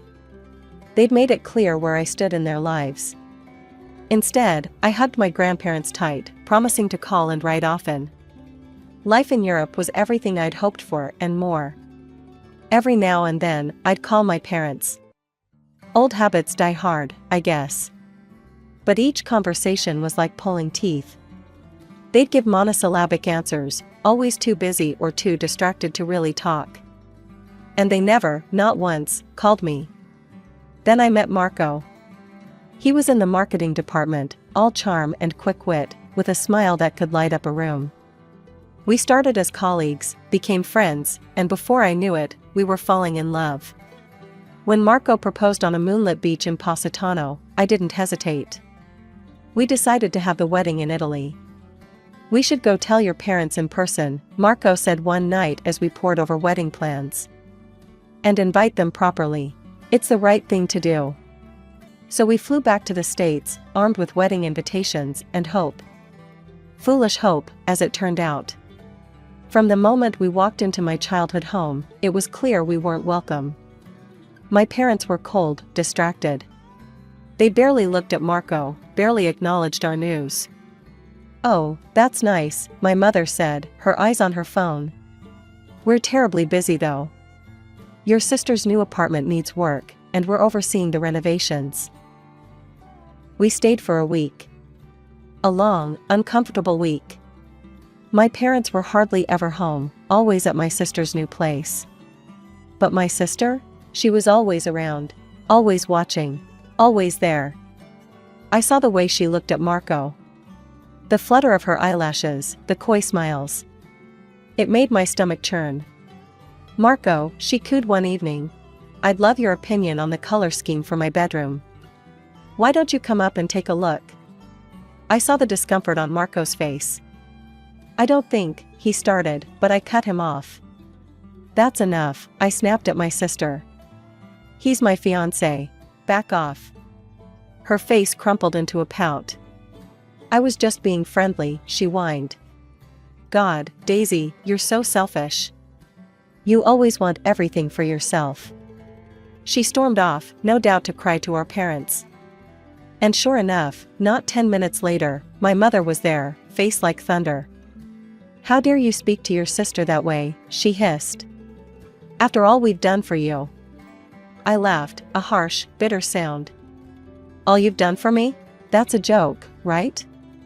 You've done nothing but ignore me my entire life." But it was useless. In their eyes, I was always going to be the villain. The unwanted child who dared to want more. That night, as Marco and I lay in bed in a nearby hotel, because of course, my old room was now a home gym for my sister, I made a decision. "Let's go home," I said softly. "Back to Italy. This isn't my home anymore. It hasn't been for a long time." Marco pulled me close, his warmth a comfort in the cold reality of my family's indifference. "Okay," he said simply. "Let's go home." As we boarded the plane the next day, I felt a mixture of relief and sadness. Relief to be leaving the toxicity behind, sadness for the family I never really had. Back in Italy, life slowly returned to normal. Marco and I threw ourselves into wedding planning, determined to create the perfect day. But the visit home had left a bitter taste in my mouth, a reminder of all I'd left behind. "Are you sure about this?" Marco asked one evening as we sat on our balcony, the sun setting over the Tuscan hills. "Not inviting your sister, I mean." I took a sip of wine, letting the rich flavor roll over my tongue before answering. "I've never been more sure of anything in my life," I said finally. "After what happened. I can't have her there, Marco. I won't." He nodded, understanding in his eyes. What I didn't tell him was about the messages. The explicit, inappropriate messages my sister had been sending him on social media since we'd left. I'd seen them by accident one day when using his phone. He'd been too embarrassed, too kind to tell me. But I knew. And it was the final straw. 6 months flew by in a whirlwind of cake tastings, venue visits, and dress fittings. Before I knew it, we were just weeks away from the big day. There was just one last thing to do. With a deep breath, I picked up the phone and dialed the number I still knew by heart, even after all these years. "Oh, Daisy, what is it?" "We're rather busy at the moment." My mother's voice, distracted as always. I swallowed hard, pushing down the hurt. "I'm calling about the wedding. I booked your flights and hotel. Everything's paid for. We'd love for you and Dad to come." There was a pause, then, "That's nice, dear, but what about your sister? We haven't received an invitation for her." I closed my eyes, steadying myself. She's not invited, Mom. After what happened during our visit, and the messages she's been sending Marco. I don't want her there. Messages? What messages? My mother's voice had an edge to it now. The explicit ones, Mom. The ones she's been sending my fiancé. It's inappropriate and disrespectful. I won't have that drama at my wedding. The silence on the other end of the line was deafening. I could almost hear the gears turning in my mother's head, trying to find a way to excuse my sister's behavior, to make me the bad guy once again. I don't know what you're talking about. Your sister would never do such a thing. Daisy, be reasonable. I am being reasonable. For once in my life, I'm putting myself first. You and Dad are welcome to come. The flight details will be emailed to you. I hope you'll be there. She didn't say anything and just hung up. The morning of my wedding day dawned bright and beautiful. Everything was perfect, the flowers, the music, the food. Everything except for the 2 empty seats in the front row. As the hours ticked by and guests began to arrive, a knot formed in my stomach. Where were they? Surely they couldn't do that to me. Marco, I said, my voice trembling slightly. Can we delay the ceremony a bit? I need to make a call. His eyes filled with understanding and sympathy. Of course, amore. Take all the time you need. With shaking hands, I dialed my mother's number. It rang, and rang, and rang. Just as I was about to give up, there was a click. Hello? My mother's voice, groggy and irritated. Mom, where are you? The wedding's about to start. There was a pause, then, Daisy, do you have any idea what time it is here? We were sleeping. It's the middle of the night. I felt like I'd been slapped. Sleeping? But the wedding. You were supposed to be here. I sent you the tickets, the hotel information, everything. Oh, that. Her voice turned cold. Well, we decided not to come. Your sister is having her housewarming party today. We couldn't miss that. I couldn't believe what I was hearing. Her housewarming? But she's known about my wedding date for months. Why would she schedule it for today? Don't be selfish, Daisy. The world doesn't revolve around you. Besides, how could you expect us to go to one daughter's celebration and not the others? If you had invited your sister like you should have. Mom, I cut her off, my voice hard. You know why I didn't invite her. After what she did. That's all in your head, Daisy. Your sister would never do such a thing. You've always been jealous of her, always trying to make her look bad. I laughed, a bitter sound. Jealous? Is that what you think this is about? God, Mom, do you even hear yourself? Don't take that tone with me, young lady. This is your own fault. Your sister's party is none of my business, I finished for her. Just like my wedding is clearly none of yours. Goodbye, Mom. Enjoy the party. I hung up before she could respond, my hands shaking but my resolve firm. I looked at myself in the mirror, took a deep breath, and made a decision. And so, I walked down the aisle alone. No father to give me away, no mother to shed a tear. But as I looked at Marco, standing there with love shining in his eyes, I realized I didn't need them. I had everything I needed right here. Time has a way of healing wounds, or at least numbing them. Marco and I built a life together, full of love, laughter, and success. We'd both climbed the corporate ladder, our hard work paying off in promotions and accolades. We traveled, we made friends, we created a home. My parents never reached out. No congratulations on our wedding, no holiday greetings, nothing. And after a while, I stopped expecting them to. I stopped checking my phone on my birthday, stopped hoping for a Christmas card. It was easier that way. Then, on a random Tuesday in April, my phone rang. An unfamiliar number with a very familiar area code. My hometown. Hello? I answered, my heart pounding. Daisy, is that you? My mother's voice, sounding older, more tired than I remembered. Daisy, we need your help. And so the story came out. The company my parents had worked for, the one they'd sacrificed everything for, including their relationship with me, had gone bankrupt. They were out of work, with no savings to fall back on. We've always lived well, you know that, my mother said, a note of desperation in her voice. We know we haven't been good parents to you. But we need help, please. I closed my eyes, conflicting emotions warring inside me. Anger at their past treatment, satisfaction at their comeuppance, pity for their situation, and a small, traitorous spark of hope. Maybe this was it.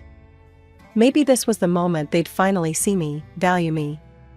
Okay, I said finally. I'll help. How much do you need? The figure she named made me wince, but I could afford it. Marco and I had done well for ourselves, after all. I made the transfer immediately, a mix of emotions swirling in my chest. It's done, I told her. The money should be in your account soon. Over the next few months, the pattern continued. Text messages would arrive, always asking for money. The amounts were smaller now, but the requests were frequent. And every time, like a fool, I sent the money. After one such transaction, Marco found me staring at my phone, a wry smile on my face. They asked for money again, he asked gently. I nodded. And again, I sent it. God, when did I become such a sucker? Marco sat beside me, wrapping an arm around my shoulders. You're not a sucker, amore. You're kind. It's not your fault they can't see what an amazing daughter they have. It was a lazy Sunday afternoon when my world tilted on its axis once again. I was idly scrolling through Facebook, a cup of coffee in hand, when a photo stopped me cold. My parents, looking tanned and relaxed, cocktails in hand, lounging by a pool at what was clearly a very expensive resort. My hand shook as I clicked through more photos. There they were, dining at a Michelin-starred restaurant. Posing in front of a luxury spa. Living it up like they didn't have a care in the world. Like they hadn't been begging me for money for months. With a growing sense of dread, I navigated to my sister's page. What I saw there made my blood run cold. Photo after photo of her with a brand new sports car, at high-end bars, designer shopping bags piled around her. And the captions. Another amazing gift from the best parents in the world. Lucky me, only child. So blessed to have parents who would do anything for me. Spoiled and proud. And there, in the comments, were my parents. Liking every post. Commenting things like, nothing but the best for our little princess, and you deserve it all, sweetheart. I felt sick. The phone slipped from my trembling fingers, clattering to the floor. How could they? How dare they? As if on cue, my phone started ringing. It was them. With a deep breath, I answered. Daisy, dear, my mother's voice dripped with fake sweetness. We were wondering when you might be sending the next transfer. Life's been so hard, you know. We're thinking of renovating the house, it's gotten so old and dreary. Something in me snapped. Hard? I've seen the photos, Mom. The resort, the restaurants, the gifts for my sister. How dare you? There was a pause, then my mother's voice turned cold. Now you listen here, we gave you life. I could have had an abortion, you know. But we chose to have you. You owe us everything. Now, about that money. I didn't let her finish. I hung up, my whole body shaking with rage and hurt. The phone immediately started ringing again. And again, and again. Text messages flooded in, alternating between guilt trips and demands. I turned the phone off. Over the next few weeks, my parents continued to call and message. Demanding money, then pleading, then threatening. I ignored it all. I blocked their numbers, unfriended them on social media, cut off every avenue they had to reach me. It wasn't easy.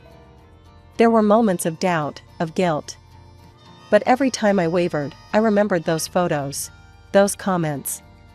The cruel words my mother had spat at me.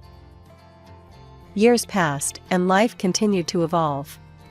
Marco and I had built a successful life in Europe, but something was calling us back to the States.